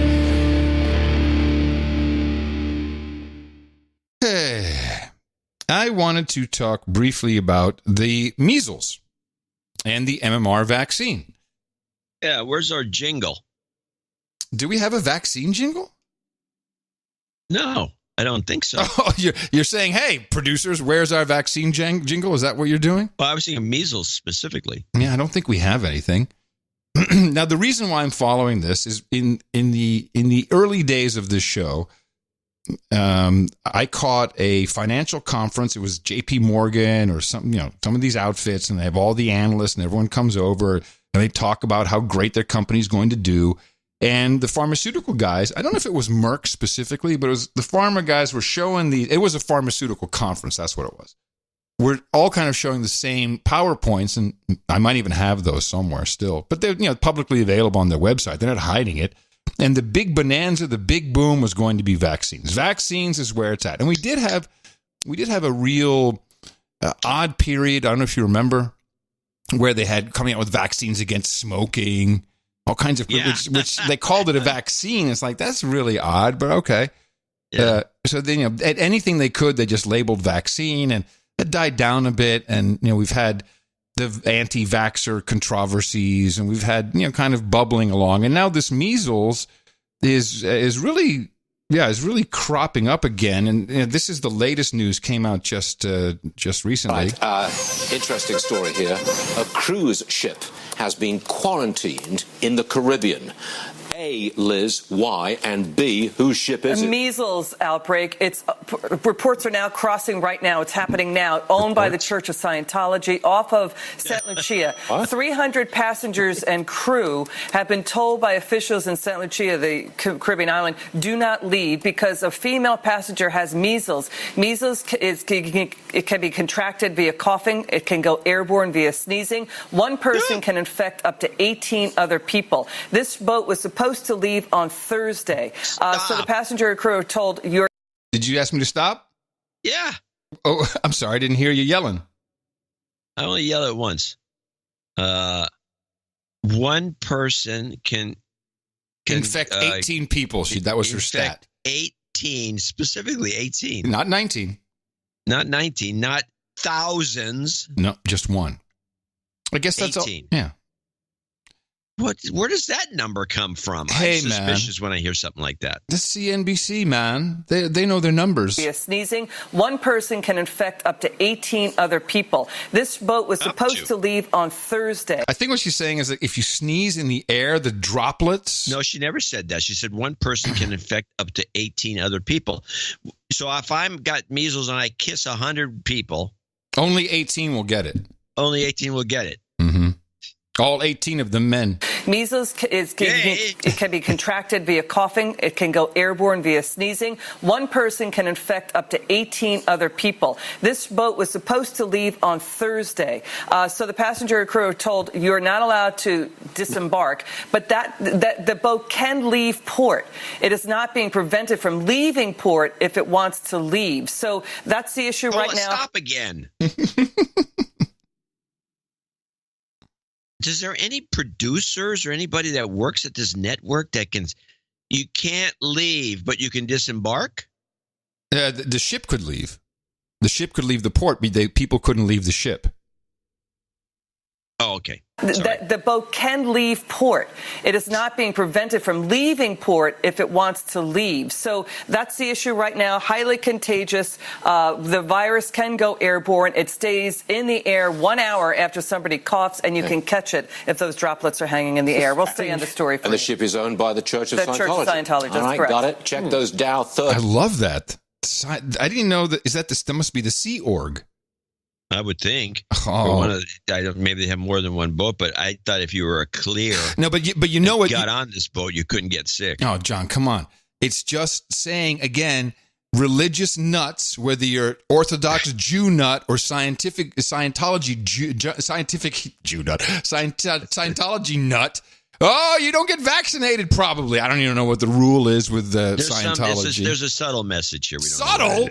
It's not subtle. It's pretty in your face. Now, a month ago, no, longer than a month. Those disease Scientologists. Religious nut jobs, don't get anti-vaxxers. So a month ago, almost to the day, this is how long we've been following this uptick. I played the Brady Bunch episode when the Bradys all got measles. And that was kind of funny because that's the way I remember getting measles. And, then their whole thing was, I don't have to go to school. That's why little Billy is smiling and everyone's all happy about it. And Alice got the measles. Well, you can imagine that once someone got a hold of our great clips, that it really pissed off NPR. Are you sure it's the measles? The Brady Bunch episode, Is There a Doctor in the House, came out in 1969. Well, he certainly got all the symptoms. A slight temperature, a lot of dots, and a great big smile. A great big smile. No school for a few days. All 6 Brady kids come down with the measles, stay home from school, and play board games together. Boy, this is the life, isn't it? Yeah.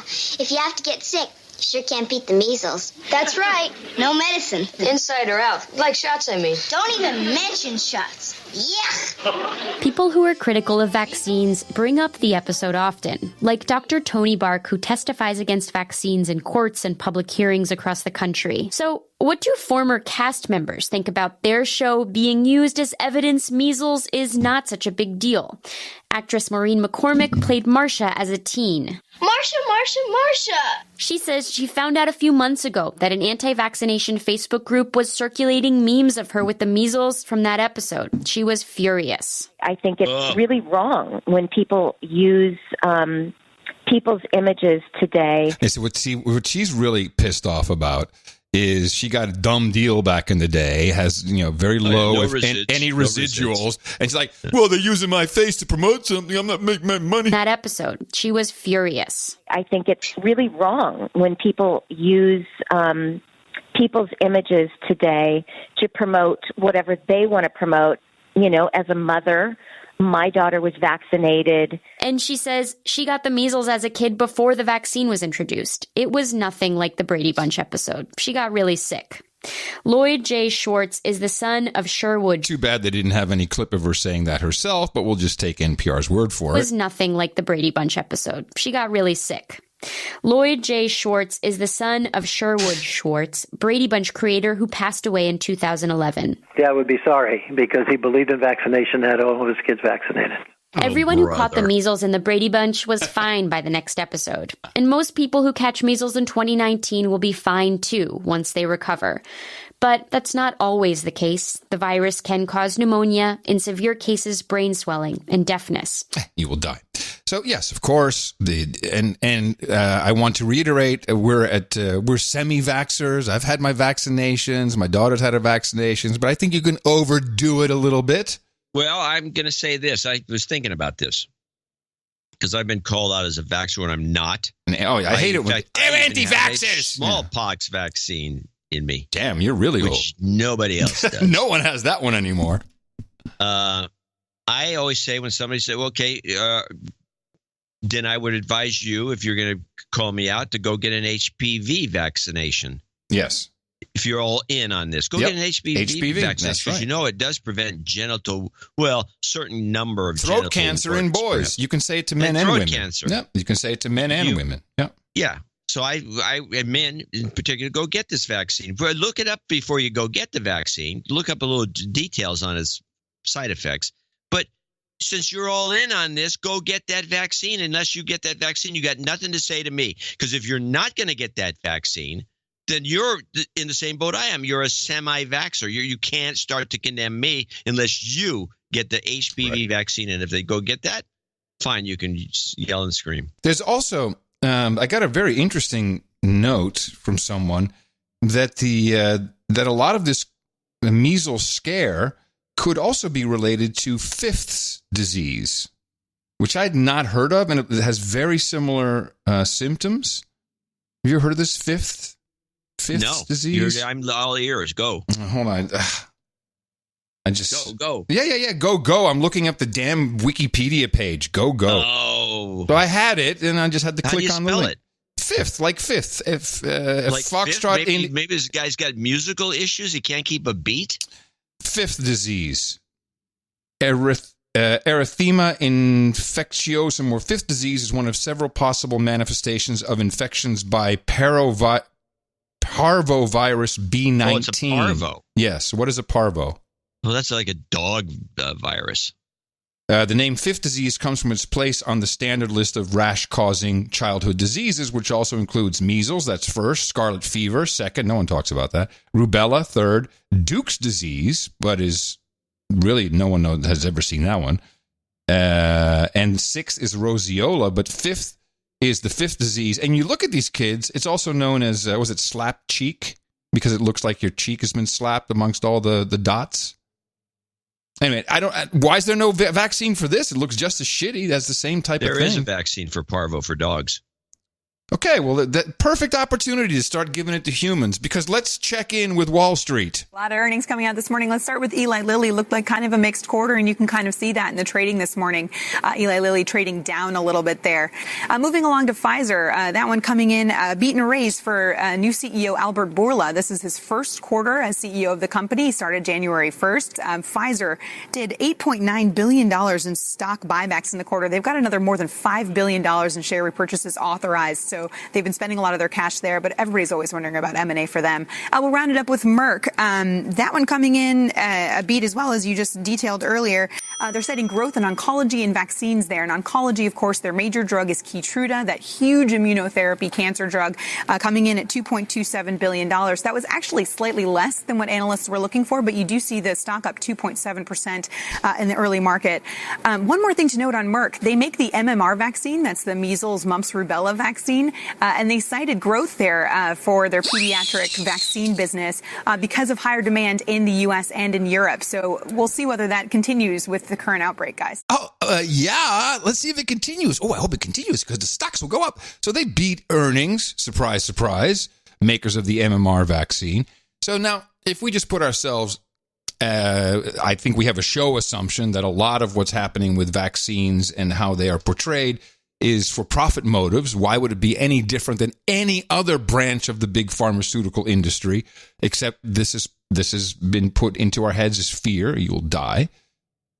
What could we do? I think I mentioned 1 or 2 shows ago that if we have these outbreaks in the Netherlands, or they see it in other EU countries, they're talking about it. And of course, now we have every state, and it's all look at all these people, the cruise ship. Do we not have a global outbreak? Are we not all going to die? And if I was running Merck, I'd be pushing towards that, and I'd be doing it in this manner. Dr. James Goodson at the Centers for Disease Control and Prevention in Atlanta says the U.S. measles cases are a direct result of the outbreaks abroad. When we see large measles outbreaks in other countries that are common... And I just have to stop this for a second. I look at all kinds of, certainly European news. I did not see this start in Europe. It started in the U.S., and I read it every single day. I didn't see measles vaccination calls and fear-mongering pop up until well after this started here. When we see large measles outbreaks in other countries that are common destinations for travelers from the U.S., that's when we often see the largest number of measles cases in the U.S., like we're seeing this year. Madagascar is grappling with a measles outbreak that sickened 70,000 people and killed more than 1,000. Ukraine had a similar number of cases. There are ongoing measles outbreaks in the Philippines, India, Romania, Brazil, and Venezuela. There have been smaller flare-ups in popular vacation destinations like France, Greece, and Israel. And it's unvaccinated travelers who are the problem. They're the ones who are bringing the virus into the U.S. The only reservoir for measles virus is people. So the only way you're going to get measles is if you come in contact with somebody who's infected with measles. I guarantee you the next phase of this rollout is you have to be able to prove you've had your MMR shot before you can enter the United States of America, and that will be for citizens and non-citizens alike. You can just see it coming. That's a money maker. It's a huge money maker. So now I don't know what Merck's at, but this is where we would want to buy some Merck stock. But they still have to get the regulators. Or it doesn't have to be a law. They can just do it through Homeland Security. They can say, new rule. You got to be able to show. Dynamite. Somebody, a marketing guy at Merck would be getting a lot of handshakes and high fives. And a big bonus. Give me a big bonus bill right at the end of the year. Big bonus coming your way. Fantastic. Yeah, anyway. But I have a feeling we may be... So I think you're right. They're going to bring the... meanwhile... Good idea. I'll just stay healthy with Jambo Joe's little gift box. Did you get one from Joe Winky? Our guys over here with the spray? The Jambo, the spray. This spray is, first of all, he's Jambo. He sent the Solve again, Solve. And that's so good if you have, pain in your hands or your back or anywhere, really. Just muscle pain, any kind of joint pain. Yeah. But then he has these sprays, which is, 500 milliliters of THC in a bottle with a peppermint. These guys have got a good idea. Man, I've been around. Two sprays of that is enough for me. Yeah. Oh.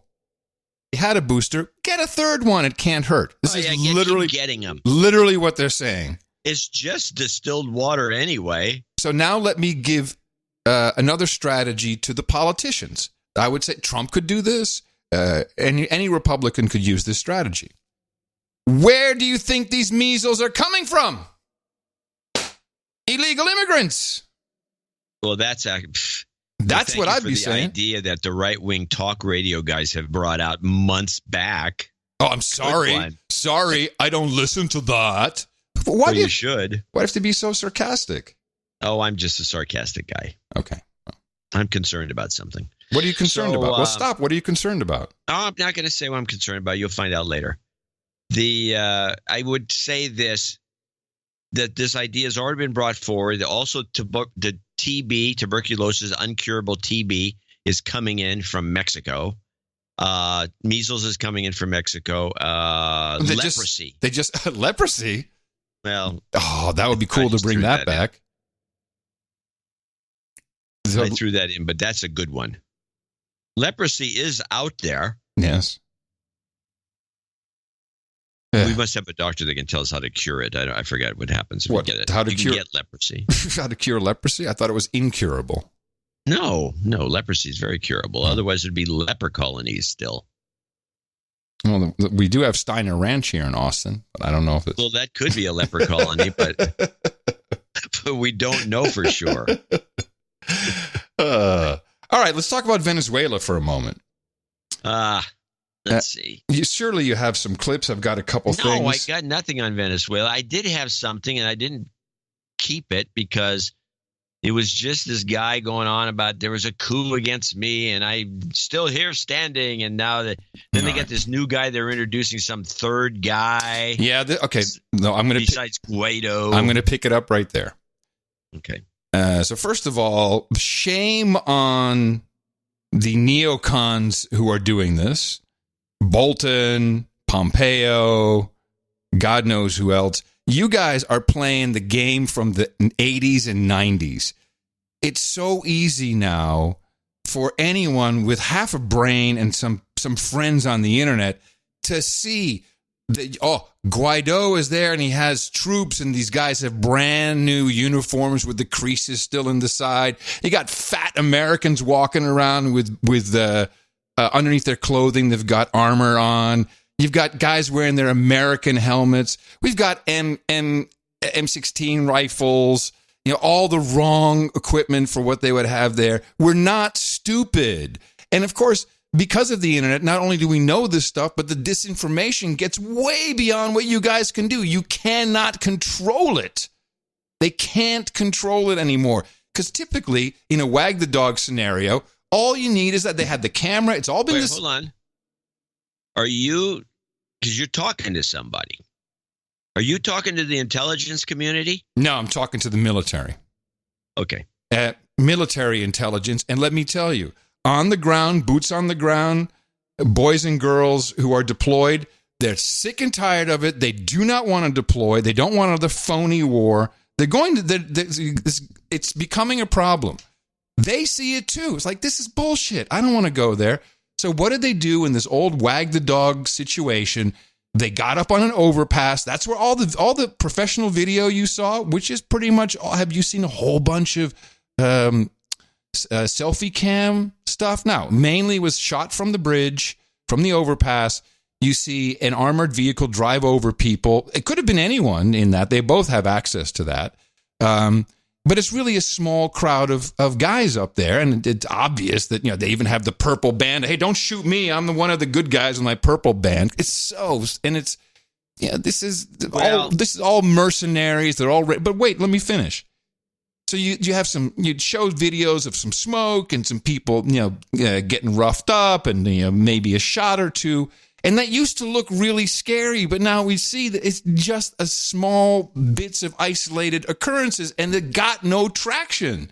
No one jumped up and said, let's do it. They tried. This was, I think, a serious try, and it was so pathetic.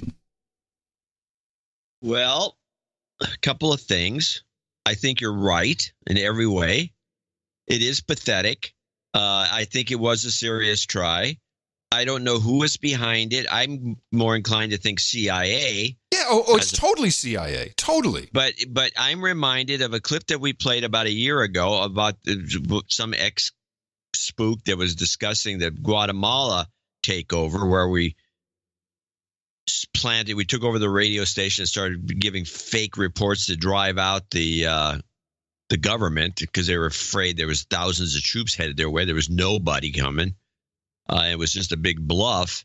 And I think that, I don't know who's behind all these things, but I think they're using exactly what you said, techniques and ideas that are from the 50s. Yes, from the 50s, yeah. The 50s. I'm not talking about the 60s. Yeah. They're using ideas from the 50s, and they learned nothing from Syria. They learned nothing from Iraq, which was given the green light because we're really welcomed with open arms, and they're going to be cheering us as we waltzed into Baghdad, which never happened. We always forget about that one. All the military experts and the spooks were all talking about, we're going to welcome our, they're cheering and parades for us as our tanks roll into Baghdad. This is going back to the 40s. This is what, when we took over, we came into Paris, not having taken the Nazis out. This is so pathetic and so old-fashioned, and I don't know what they can do about it, because for one thing, they can't get anybody into these positions of influence that know anything about social media. They're in Washington, D.C. Yeah. Well, so first of all, by the way, let me stop again. This is the biggest botch. We have to call it what it is. This is a huge botch. This is on the Bay of Pigs level. Well, it involves a lot of the same players, coincidentally. And again, CIA, Pompeo is running the op. He's an ex-CIA guy, and he dropped in to talk with Brolf about everything. You've seen the violence on the streets of Caracas and elsewhere. It certainly looks like Maduro is not going to go without a significant fight. So here's the question. What specifically is the United States prepared to do if Maduro arrests Guaido? Well, I'm not going to get into specifics, but we've made very clear we would consider that a major escalation. Wolf, we've watched throughout the day. It's been a long time since anyone has seen Maduro. He had an airplane on the tarmac. He was ready to leave this morning, as we understand it, and the Russians indicated he should stay. We think the situation remains incredibly fluid. We know that there were senior leaders inside the Maduro government that were prepared to leave. They told us as much over the past few weeks, and we're convinced that the Venezuelan people are going to get their democracy back. So if you say he was getting ready to head over to the airport and the Russians talked him out of it, are the Russians responsible now for what's going on? We've made clear all along, Wolf, that Maduro is surrounded by Cubans and has been supported by Russians there in Venezuela. And we've told the Russians and we've told the Cubans that's unacceptable. It's unacceptable to starve people. It's unacceptable to allow sick children not to be able to get their medicine. The nations of the region, the Lima Group, the Organization of American States are all demanding that we get democracy restored and that we get dignity back to this once great nation. It's a country that has the capacity for great wealth, and the United States is prepared to stand with the Venezuelan people to support the interim government to help a free and fair election take place, and then to build back this country. I am so against this. Now, I understand we can't have a Cuba situation where we've got missiles within range of Washington, D.C. Let's just make it what it is. And Trump, either he's focused on something else and like, Mike will take care of it.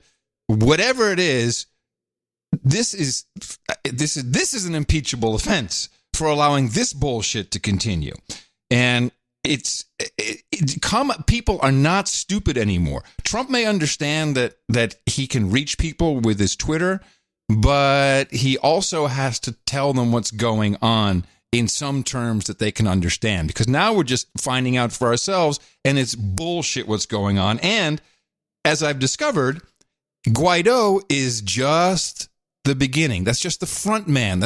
He's never going to be in charge.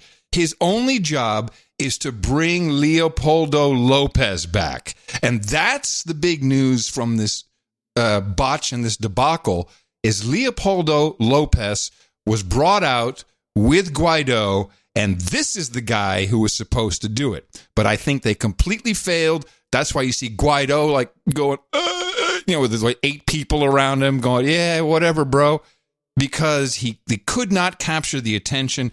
But I'm going to tell you who Leopoldo Lopez is as we go back to 2014, your favorite show, Democracy Now! Who is Leopoldo Lopez? The Washington Post describes him as a 42-year-old Harvard-educated left-leaning moderate. What do you know about his history? Left-leaning moderate would be quite a stretch. Leopoldo Lopez represents the far right of the Venezuelan political spectrum. In terms of his personal and political history, here's someone who's educated in the United States from prep school through graduate school at the Harvard Kennedy School. He's descended from the first president of Venezuela, purportedly even from Simón Bolívar. In other words, he's a representative of this traditional political class that was displaced when the Bolivarian Revolution came to power. In terms of his very specific political history, his first party that he came to power as a representative of, Primera Justicia, was formed at the intersection of corruption and U.S. intervention. Corruption by his mother, purportedly funneling funds from Venezuela's oil company into this new party, and on the other hand, funding from the NED, from USAID, from U.S. government institutions to so-called civil society organizations. Now, as Chavez came to power, the traditional parties in Venezuela collapsed, and both the domestic opposition and the U.S. government needed to create some other vehicle through which to oppose the Chavez government, and this party that Leopoldo Lopez came to power through is one of those vehicles. So this is really where he's coming from.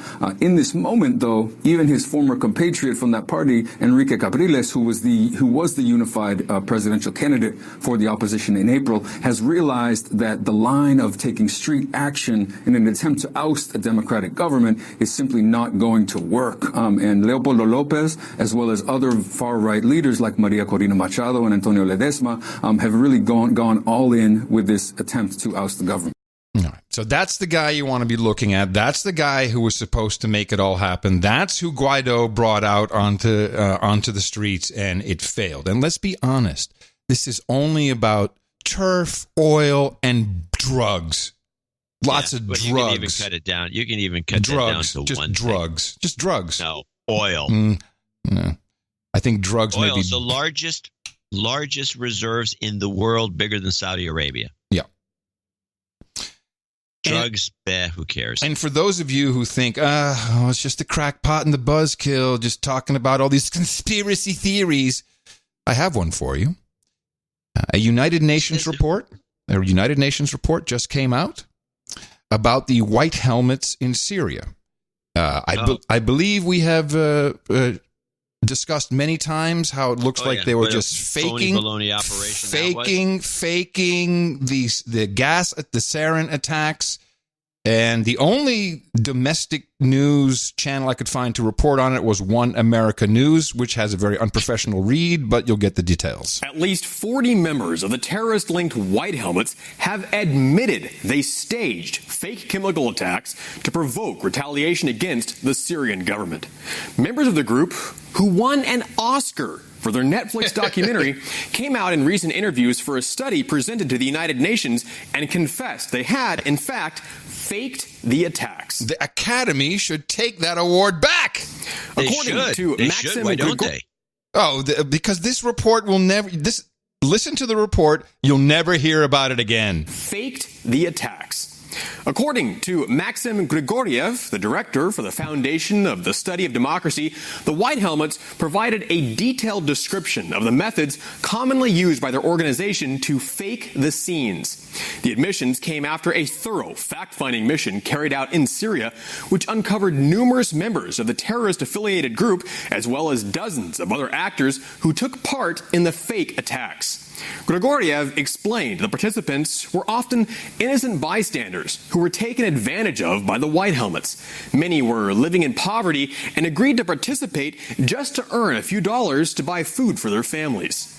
A woman recounts how the White Helmets members gave her a white sheet to wrap around herself and says she was then told to lie motionless on the ground. She was even instructed to fill her mouth with toothpaste so she would appear to be choking on chemical weapons. Excellent. Another man says he was told to close his eyes and play dead while the White Helmets filmed him being taken to a hospital.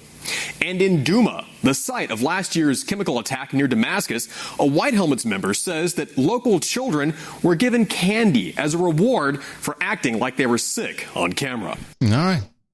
Yeah, they should have won an Oscar then.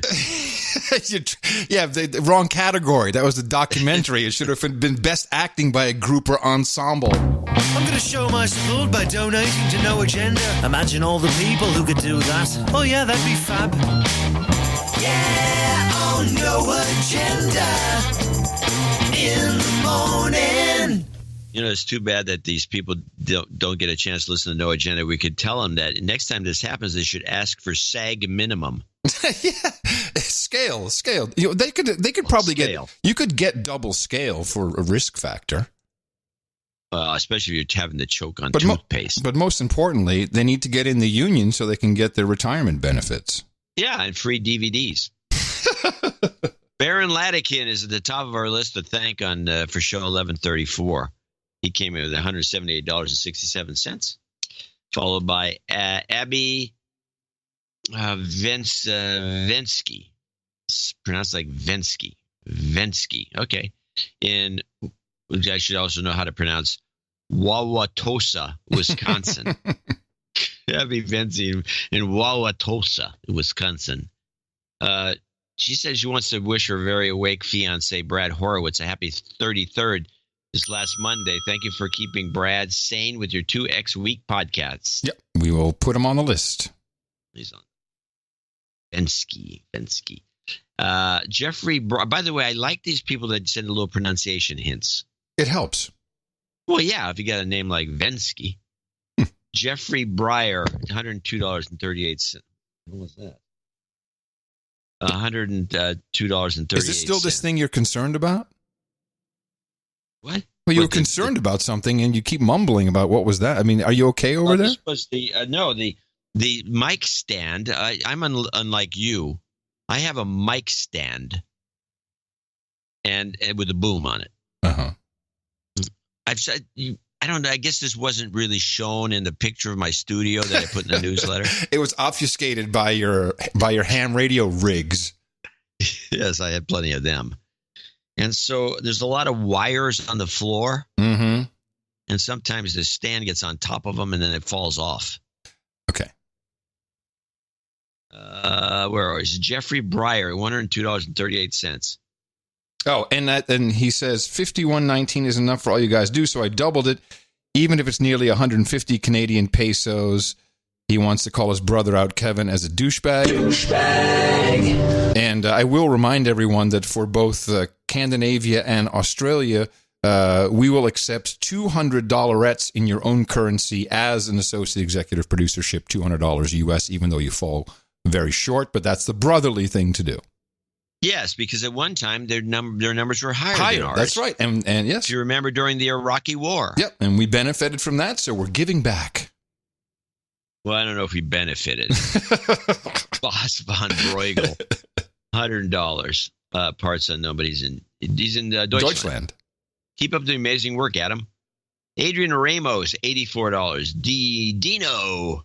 Dino in Alberta, Canada, $75. And I do have a note, and I kept this note to read because it's a little long. I'm not going to read the whole thing. Maybe I will, but I just thought it was an interesting note. it was written. When you say that, it's a very long note. I won't read it, but maybe I will. Do you know who you sound like? You sound like Trump. You sound like Trump? When you say that, it's a very long note. Maybe I'll read it. Maybe I won't. Maybe I will. I don't know. It's just a Trump moment. Stupendous note. It closed the check for $75 Canadian, which is my Alberta Climate Leadership Adjustment rebate. It's a money that Dino spent on something in Alberta. I received the check a few weeks ago and immediately thought to donate it to the best podcast in the universe, where John talked about our climate tax and rebates. It inspired me to get off the couch and send it to you. Although I seriously doubt that the climate tax will save the planet. This is a great idea. I'm sure that donating this rebate to the No Agenda show will be healthy for my amygdala. This is a great donation idea. It's a great donation. What is the amount? It was 75. Where is it? 75. Yeah, $75 Canadian. That was his rebate check that's the new standard. The scam tax. Yeah, the climate tax. That's the new standard. Tax. New standard for Scandinavian donations. Yeah, these rebates are paid out 4 times a year, so there might be more coming your way. However, Jason Kenney, the newly elected premier of Alberta, campaigned on eliminating the tax. My feeling is that Kenney won't cancel the provincial tax, but will stop the planned increases, since the feds will just step in and tax us directly anyway. So in other words, these checks will keep coming, and Kenney's full of crap, according to this guy. Regarding we talked a lot about that. Regarding the recent provincial election here in Alberta, the fact of the matter, quote unquote, is that even though the climate tax gets a lot of discussion, deeper and more sinister shenanigans are afoot. A week before the election, a report from the Canadian writer Vivian Krause was heavily promoted. It accuses and provides proof that various climate change and environmental groups of being sponsored by American foundations and business interests. Their goal is to kill the Alberta energy business by landlocking our oil and gas reserves, driving down the price of a barrel of crude. No surprise to many of us, but big news to others. Kenney made it part of the campaign, and in his election night victory speech called out the Rockefeller Brothers Fund, the Tides Foundation. Nice. Look that one up, our favorite. Yeah. Lead Now and the David Suzuki Foundation and others. Since 2015, of course, we got none of this news down here. We do now. Since 2015, hordes of climate crisis activists have infiltrated our provincial and federal government. So I wonder, is there any collusion? It may be old news now, but I can get clips if you want them. Yes, of course. Yeah, of course we want clips. Yeah, if possible, could we please get some jobs karma for the folks here in Alberta? Yeah, we'll put it there. It's been estimated almost 130,000 jobs related to the oil and gas industry have been lost since the NDP and the Liberal Party of Canada took over our government. Here's hoping that the UCP can get our economy back on track, and here's hoping that Trudeau and his Liberals get sent packing after leadership election in October of this year. Thanks for as we say to all the Canadians, I'm sorry for your challenge. Must have gotten 10 emails from people saying Trudeau is high. There's no such thing as Canades. So thanks. I thought it was a nickname or something. Canades. But we call you Canades now, and I'm sorry for your challenge. Oh, God. All right, onward. Sir Patrick Coble comes in with 73. Hey, Cobell. Patrick Cobell. Oh, he needs travel, speech, and travel home karma. I got it. I'm going to give that to him right now. Come on, it's Patrick Coble, man. You kidding me? You've got karma. Earl? Is he Earl? Duke? What is he?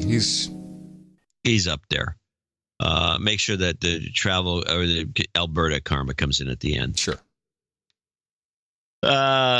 Martin Tillman, 6969. Sir Jim Zuckel, 6969. Sir Got Nate in Sebastopol, 6969. Sir Jim Zuckel at the end will do F cancer karma for his sister, of course. Yes, absolutely. Peter Chong in Lakewood, Washington, 6767. Sir Gabe of San Francisco. Sir Gabe. 6660. Sam Connor, 60. Robert Bruckner, 5555. Scott McNabb, 55. He's got some birthday coming up. Eugenia Rockwell, 5119. These are 5119 was a special donation for today's show. This was the May Day 1st donation. Scott McNabb needs a de-douching, so I'd like to give that to him. You've been de-douched. Because as we've seen, when we don't do it, whistle now. When we don't do it, people. So here's the people who helped us. Name and location 5119 Eugenia Rockwell, MWE Tushenbrook. And he's got a little thing in Dutch here. Well, he's been listening to me on the radio since 1981, and he says, now it's no agenda. I'm still listening. Thank you. I did a million, yeah. William Alston in Baltimore, Maryland. Chris Ritger in, Meeteetse, Wyoming. I think it's Meeteetse. Meeteetse. Is it your teats or my teats? Paul in Renton, Washington. Ben Todman, Brian Burgess. We want to thank these folks, by the way. And Sir Paul from Twickenham, UK. Now, there's not a lot. Not a lot of people jumped on that one, but we did get those. Sir Chris Sundberg, $51 in Mercer Island. The following people are $50 donors, name and location. Jeremy Cartwright, who's in Rockford, Illinois. Esmerella Gack, who we talked about earlier, in Ripon, Wisconsin.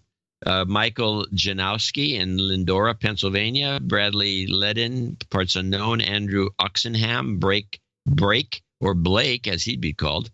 Harper. And he needs Maxine Waters Gravel is back. Every show. Hold on, Blake needs a de-douching. You've been de-douched. And I presume you really need a de-douching. But yes, Maxine Waters Gravel, ever since the gravel came on the scene, invoked into life by Mnuchin. The gravel has just been so beneficial to us. And it asks, can you ask John to take me to the Seattle meetup? There's a code there for something. I thought I'd read it for people out there who need to hear it. I prefer the pronoun gravel. Holt, Holyk in Toronto. A lot of Torontonians today. Sir Brian Watson in Raleigh, North Carolina. Aichi Kitagawa in San Francisco is our last producer for this segment. I want to thank all these folks and people who donate lesser amounts. To show 1134. You keep us going. Yes, and Samantha needs, he's on the list, happy 30th to her sexy boyfriend, Eric McKay. And I had something else. Yes, special Dame Karma. Adam and John, hoping you will break for me as I need your help. I know the power of the karma, as last year I asked for health karma when I was diagnosed with diabetes. I now have that completely under control and don't need any meds. So thank you for that. Well, you don't thank us. Now I need karma again, not for me, but for my lovely husband, who has the second job interview for a position as a mainframe DBA. Wow, old school. He really needs this job, so may we ask for some jobs karma? I would be so very grateful, as he's getting a little bit restless hanging around the house since he was made redundant from his last job in September. The mainframe jobs don't hang on trees, she says. Lots of love. Dame Dane, of course we'll do that. And I'm glad everything's well with you.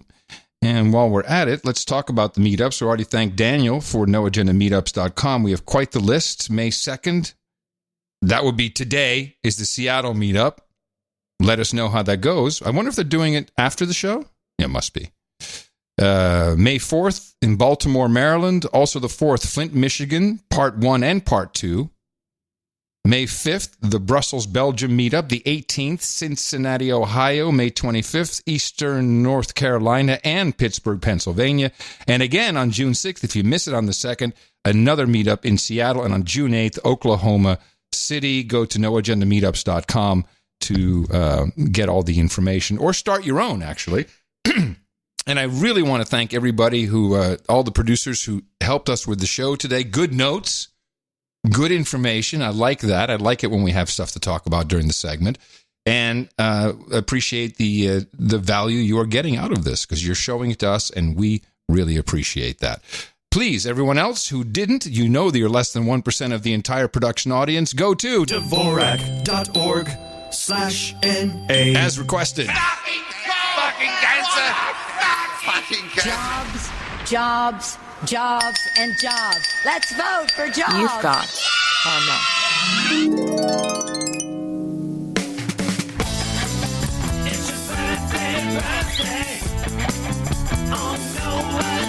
Brand new month, 2nd of May, 2019. Here's your birthday list. Sir Chris Ruddy says happy birthday, of course, to his son Ben. It would have been his birthday.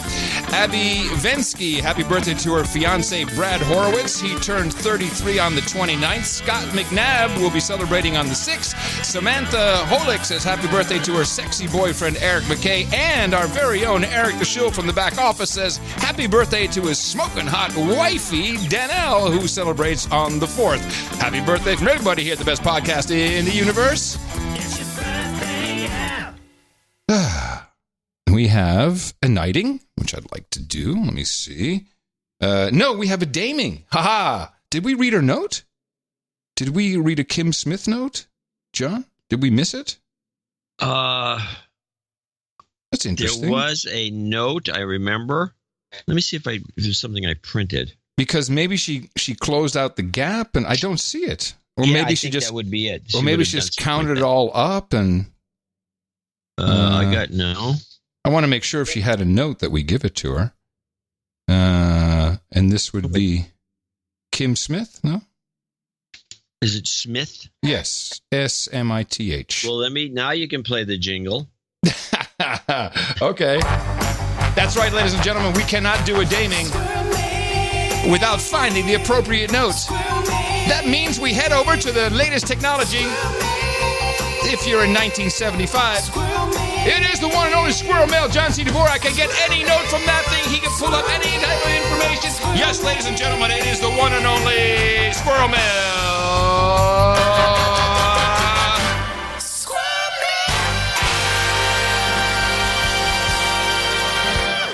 This is funny because I got a bunch of Kim Smith emails, but they're here it is.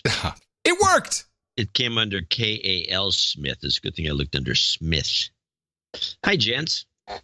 I do not recall exactly when my husband hit me in the mouth, but I can tell you that it was at some point prior to the show where Adam mentioned the time he nearly singed his nads while smoking on the toilet. Oh, this is a long time ago. She's an old school listener. I don't even remember this. I do. Something you don't forget. For whatever reason, I do not forget things like that. Well, neither does Adam, apparently. Thanks, Adam, she says. On show 1133, my smoking hot hubby, surreptitious Knight of the Marin Headlands, provided a birthday 8008 donation towards my damehood. Prior to the 420 birthday gift, he recently informed me that all donations he's made since his knighting on show 1000 also received via an 8008 donation. Oh. See a preoccupation here, are being counted towards my damehood. Now, that's just good husbanding. Husbanding. Turns out the birthday boobs donation he thought would bring me close to damehood has brought me right up to the round table. Did I mention the guy is smoking hot? Mm-hmm. Attached is my donation spreadsheet. Please dame me Dame Moneypenny of the frequently annoyed. All right. You ready? I would truly enjoy... here's another one. Get your pencil. Get your pencil. Oh. I would surely enjoy barbecued oysters and Anchor Steam at the round table. Barbecued. You haven't had Anchor Steam on there before. Oysters and Anchor Steam? Yeah, Anchor Steam. It's the Nice. finest, one of the earliest of the fabulous microbreweries. Fab. Okay. Not that small. And if a jingle is in order, please consider Give It Up for Raven. Charlie Rose DNA followed by a goat scream. Well, there's no... I don't know. We'll save that maybe. I cannot thank the both of you enough for the many hours of sanity you provide for us each week. I also find the quality of the contributors or the contributions by many of the producers entertaining and inspiring. I have no doubt someone out there is reworking the Spandau Ballet song. Thanks in advance for the many triggers it will create. And thank you for your courage. Kim Lewis Smith, Northern California. All right. Well, if you can grab your blade, I'll grab mine. Got it right and here. We'll do a special thing this time. Straight from Reseda, here she is, Raven. Give it up. Tell me about the sexuality. It's in your DNA. Smith, step right up to the podium. Thank you very much for your support of the best podcast in the universe, the amount of $1,000 or more. That gives you the opportunity to take a seat at the round table. We have all of our knights and dames, and I am very proud to pronounce the Dame Moneypenny of the frequently annoyed. For you, by request, barbecued oysters and Anchorstein. We've got hookers and blow, rent boys and Chardonnay. Fun for the whole couple, maybe the whole family. Crawfish and cane breaks. We got Dr. Pepper and a quick handy kebab and Persian wine. Redheads and ryes, organic macaroni and plasticizers. Beer and blunts. Cowgirls and coffin burnish. Bong hits and bourbon. Sparkling cider and escorts. Ginger ale and gerbils. And of course, as always, the mutton and mead, which everybody seems to enjoy. And thank you again, Dame Moneypenny, for your support of the best podcast in the universe. Oh, that's a little low. And I need to remind you to go to noagendanation.com/rings, and that is where you can give Eric the shill. All of your info will get the ring out to you as soon as possible. Title changes. There we go. Turn and face the slaves. Title changes. Don't want to be a douchebag. Upgraded title today. Sir Timothy of the No Fix title becomes a baron and becomes the Baron of the Upper Peninsula in Michigan. Congratulations. And again, thank you for your aggregated support of the No Agenda Show. Cannot do it without all of you. And we enjoy doing it. And as John said earlier, we'd probably also go insane if this show didn't exist. So it's helpful all around. And remember to support us for our other Thursday show on Sunday at Dvorak.org/NA. Woo! Okay. Oh, and what did I have? Did I have something here? Well, I do have a note to read. Oh, okay. This is from producer Anonymous. I just heard show 133, yeah, 1133, and would like to extend some of my knowledge on the above subject as of some standing. I actually drove one of those cars on a nightly basis in the police department that I work for in the Bay Area. Now, we're talking about license plate readers. That was the title of the email. The LPR license plate reader record the plate, obviously, in a smaller JPEG photo and the GPS location of the hit. The data is then uploaded to the California-wide database in California, which is only accessible to law enforcement agencies. For instance, if I want to access a plate as a local cop, I need legitimate reasons, including a crime, aka a crime I'm investigating, like fraud, kidnapping, domestic violence, you name it. Reference numbers for the investigation, etc. What we all need to watch out for is private license plate readers, which are becoming a very real thing. That's a business. That's a good business. I've seen many private. Yes, it's a great I'm thinking about this. That's a good idea. There you go, exit strategy. There goes that one guy who won't donate. I've seen many private entities going out and placing these on their properties. These private vendors then manage the data. I would assume that they have the ability to sell whatever data they may have to whomever will pay for it, which definitely is not local state law enforcement at this stage of the game. Many repos, credit companies, etc., contract with these vendors who have their own mobile tow truck license, plate readers, and mounted readers on private shopping malls, business lots, etc. So if you had any cop questions, you can ask him. So what these guys do is apparently they go out looking for repos and deadbeats and all these things that the law enforcement won't deal with, and because it's not their job. And so they've set up the kind of it's like a vigilante operation. Huh. Yeah, there's so much collection. It was, I still don't have. They're doing. Here's another one. Somebody's doing private. Maybe this is done by the city of Oakland.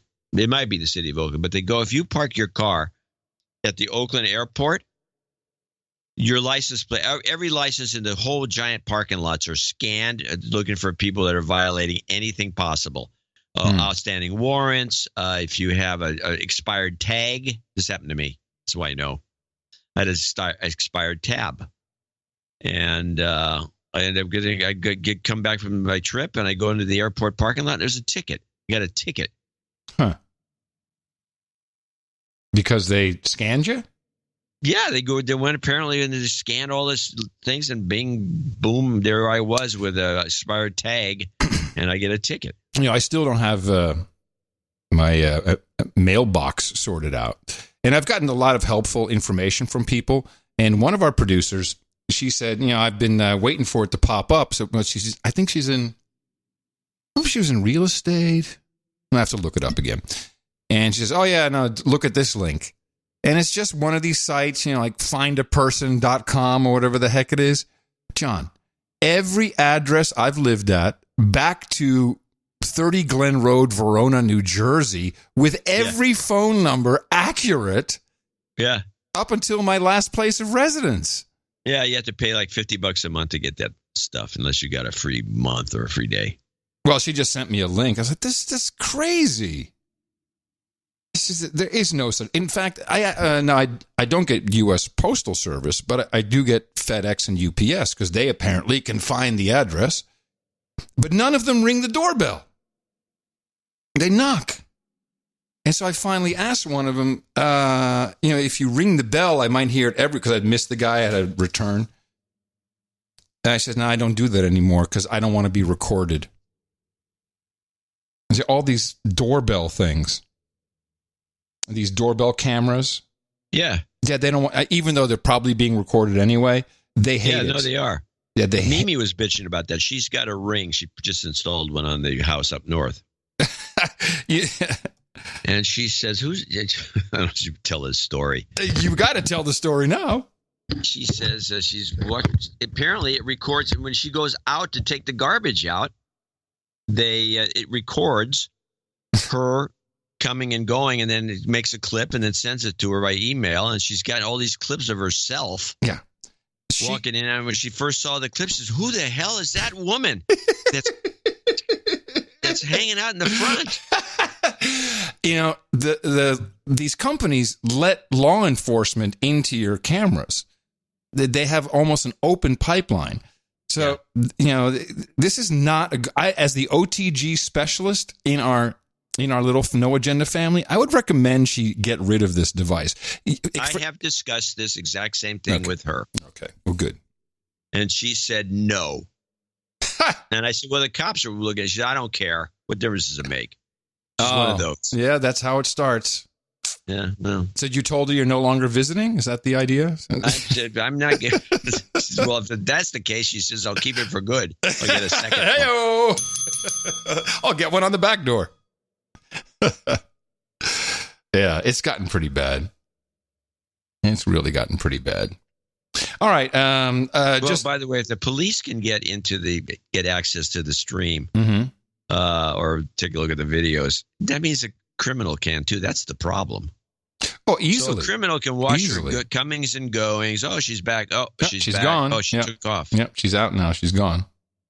Of course, having a Fila dog in the house keeps will teach somebody a lesson. Is one of those Venezuelan dogs? Brazilian. Yeah, same thing. Yeah.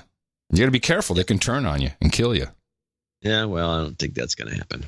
Or a glitch could kill you. Computer troubles for some big airlines yesterday. A glitch involving booking and check-in systems at American, Alaska, and JetBlue. Some travel delays.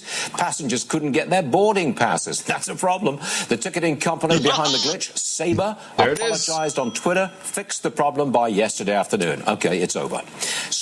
I cannot believe that and this is what, Fox Business News? Shame on you, glitch. I mean, why don't you just read headlines from Twitter? Don't even bother doing news anymore. It's a glitch. Well, that'd be CNN. Well, their ratings are showing. And they're not doing it. They can't even do that right. No. And I did just have to, because we haven't really touched on it, on the Extinction Rebellion in the UK. We've had, some clips. Yes, you had a clip. Don't get all excited. I have an extended clip for today. These are the people who say that we need to immediately take action, and they are taking action. They've blocked off the London Stock Exchange. Their action is to screw things up. And they've been, one woman glued her breasts to the pavement. Yeah, I like that one. Yes. I don't know how smart these people are. Let it happen! It was Britain's biggest civil disobedience protest in decades. I don't know if that's true, but we'll just take it from them. Bringing climate change to the heart of political debate. Hold on. Stop the clip. What did she say? The biggest. And you said I don't know that it's true. We'll hear it again. They had these student protests about the tuition that they had to invent kettling because it was completely out of control. And she says this. Yep. Let it happen! It was Britain's biggest civil disobedience protest in decades. Yeah. I don't think that's true at all. It's not true. It's not even close to true. But it makes you pay attention.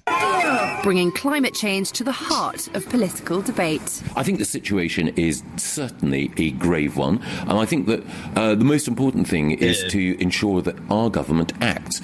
Politicians should be judged on actions, not words. We should show that we're making a difference rather than simply telling everyone how important it is to change. But Extinction Rebellion activists were left disappointed when Environment Secretary Michael Gove failed to declare a climate emergency. So on Tuesday, their leader was already warning Reuters there was more non-violent civil disobedience to come, like refusing to honour personal debts. That would entail a mass refusal of paying off mortgages, student loans. That's interesting. I mean, that is just purely my opinion, though. That's what I'll be saying when we're talking strategy, that I think that's the kind of way to go. Oh. And actually, what we want is, with all of this, we don't want to be in a battle, really. We want the institutions that we're all part of to wake up and go, you know, which is happening. The financial institutions, businesses going, we just can't carry on as we are. So what are we going to do that's different? Why not? Bradbury said a mass debt refusal would, quote, turn the financial system upside down. Reuters' Matthew Green is following the story. Clearly the movement's going through a lot of internal debate at the moment and deciding how they can make the biggest impact after surprising everybody, I think, even themselves, with the amount of support and attention they gained over the last few weeks.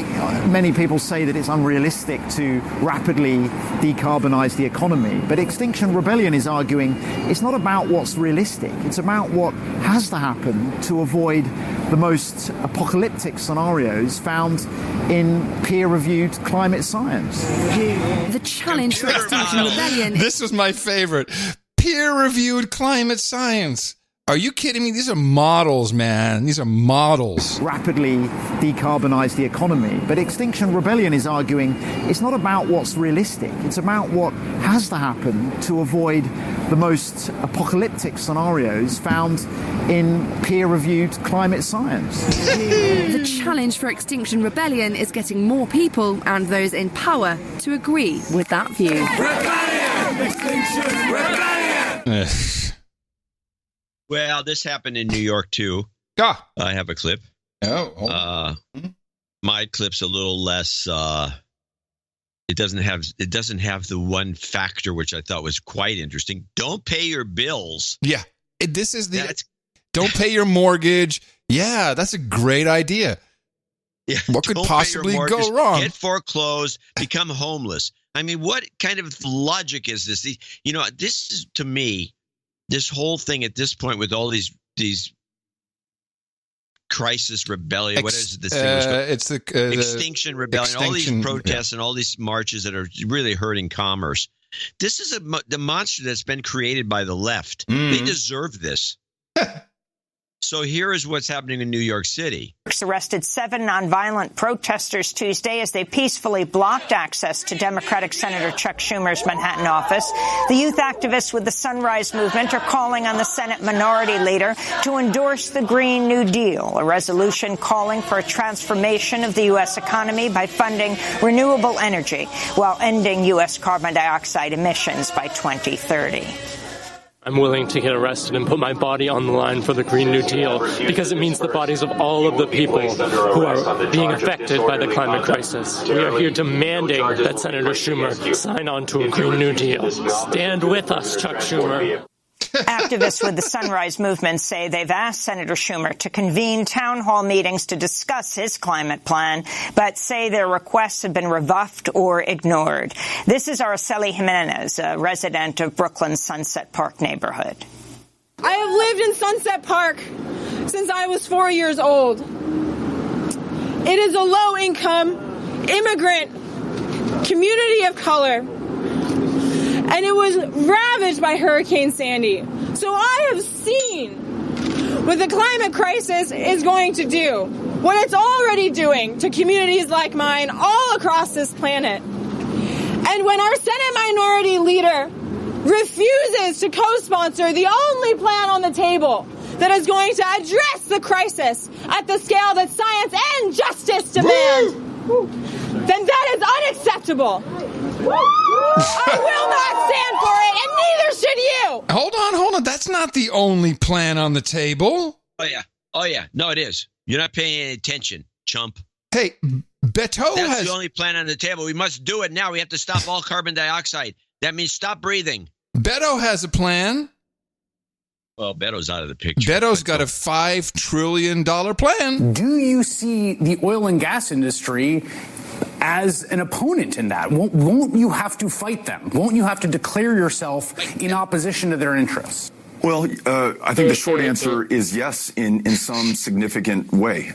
We know that certain oil and gas corporations have been fighting public policy on this issue, have been hiding their own science and research at the expense of our climate and human life. So wherever those two things come in contrast or in opposition, I'm always going to choose the people of this country. Having said that, I want to make sure that those who work in the oil and gas industry, those who work in the fossil fuel industry are brought along as partners to make sure that we make this transition in the 10 years that we have left to us, as the science and scientists tell us. So first of all, he's bringing the oil and gas partners. And he's right, because if you really want to go to wind and solar, you need to treble your gas electricity generation capacity. So he's saying industry are brought along as I'm sorry, I'm not following the message. Partners to make sure that we make this transition in the 10 years that we have left to us, as the science and scientists tell us, to make the kind of bold change that we need. We cannot afford to alienate a significant part of this country. We cannot do this by half measure or by only half of us. It can't be Democrats versus Republicans, big cities versus small towns. We all have a shared interest in a cleaner future for this country. Blah, blah, so blah. I'm going to work with, listen to everyone, anytime, anywhere, to make sure that we advance this agenda and get to zero net zero greenhouse gas emissions by 2050. No. That is not going to fly. You know, the funny thing is his cadence has been slowly changed since he can't hear Obama a lot anymore, because it used to be when he ran against Cruz, it sounded like Obama a little bit, tried to make his Obama sound. Now he sounds like a robot. His cadence is just you can't listen to it for very long. Yeah, he's very nervous now. He can't really get anything out. He's wearing suits and ties. It's probably cutting off his circulation. And the tie. Everyone knows that a tie around the neck, especially if you tie it properly, it cuts your blood to the brain, and you would slowly become an idiot. Very common knowledge. And with that handy no agenda tip, we will leave you for today's deconstruction, but we'll be back in just a matter of days on Sunday, the other Thursday in the week. We'll bring you another 2, 3, hours and hours of entertainment. Hope you found something valuable today. If you did, we'd appreciate you to send some value our direction, Dvorak.org/NA. And coming to you from the frontier of Austin, Texas, it is the capital of the Drone Star States, here in FEMA Region Number 6 in all governmental maps. Remember, Dvorak.org/NA. Until next time, in the morning, everybody, I'm Adam Curry. And from northern Silicon Valley, where the Zephyr was on time and we were on time, I'm John C. Dvorak. Once again, Dvorak.org/NA. Until Sunday, everybody, we say adios, mofos, and such. Thanks to Donald Winkler, Jesse Coy Nelson, Sir Chris Wilson, Vinnie Payne, and Brian Longenecker for our end of show mixes.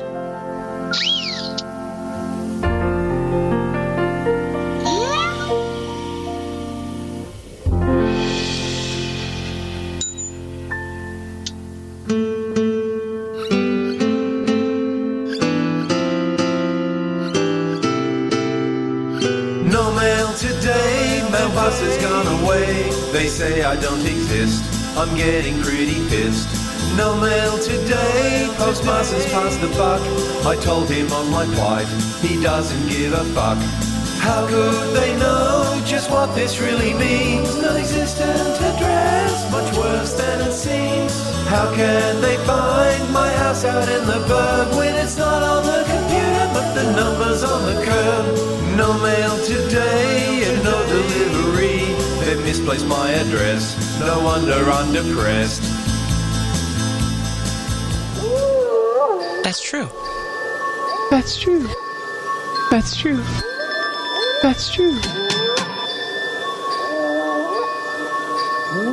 That's true. That's true. That's true. That's true. That's true. That's true. That's true. That's true. That's true. That's true. That's true. The collective still survive. So that the birds can flourish. That's true. The collective still survive. That's true. So that the birds can flourish. That's true. That's true. So that the birds can flourish, so that the mammals can flourish, so that all life can flourish. That's true. The collective still survive. That's true. And really, we think that that would be the gentler choice, somebody is saying. Yeah, that it would be gentler to simply reduce the numbers back to that which is sustainable. And that's true. That's true. That's true. That's true. That's true.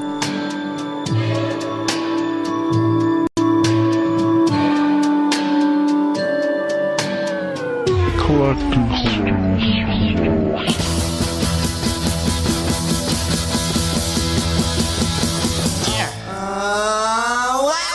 Thanks, Obama.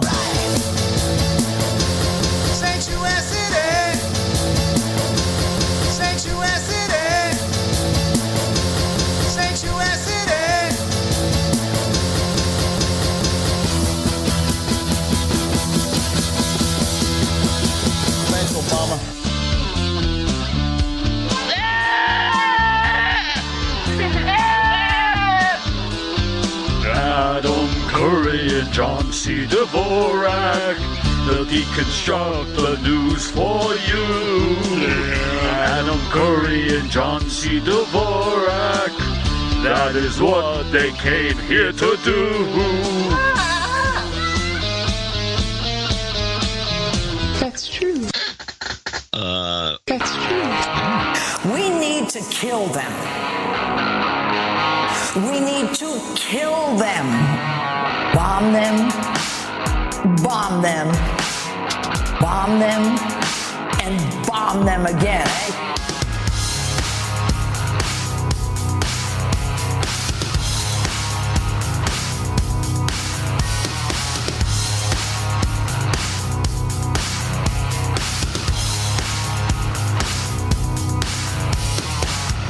We need to kill them. We need to kill them.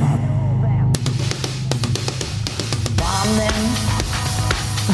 them, and bomb them again, eh? And bomb them again, eh? Bomb them, and bomb them again, eh? And bomb them again, eh? Bomb them, bomb them, and kill them. Bomb them,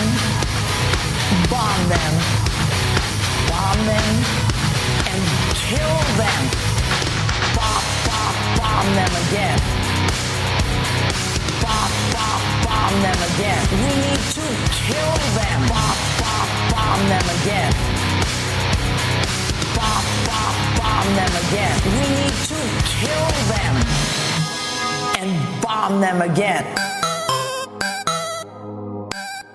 The best podcast in the universe. Mofo. Dvorak.org/NA. Mr. Chairman, move the table. Mr. Chairman, I move to amend. Clerk, Mr. Chairman, I move to adjourn.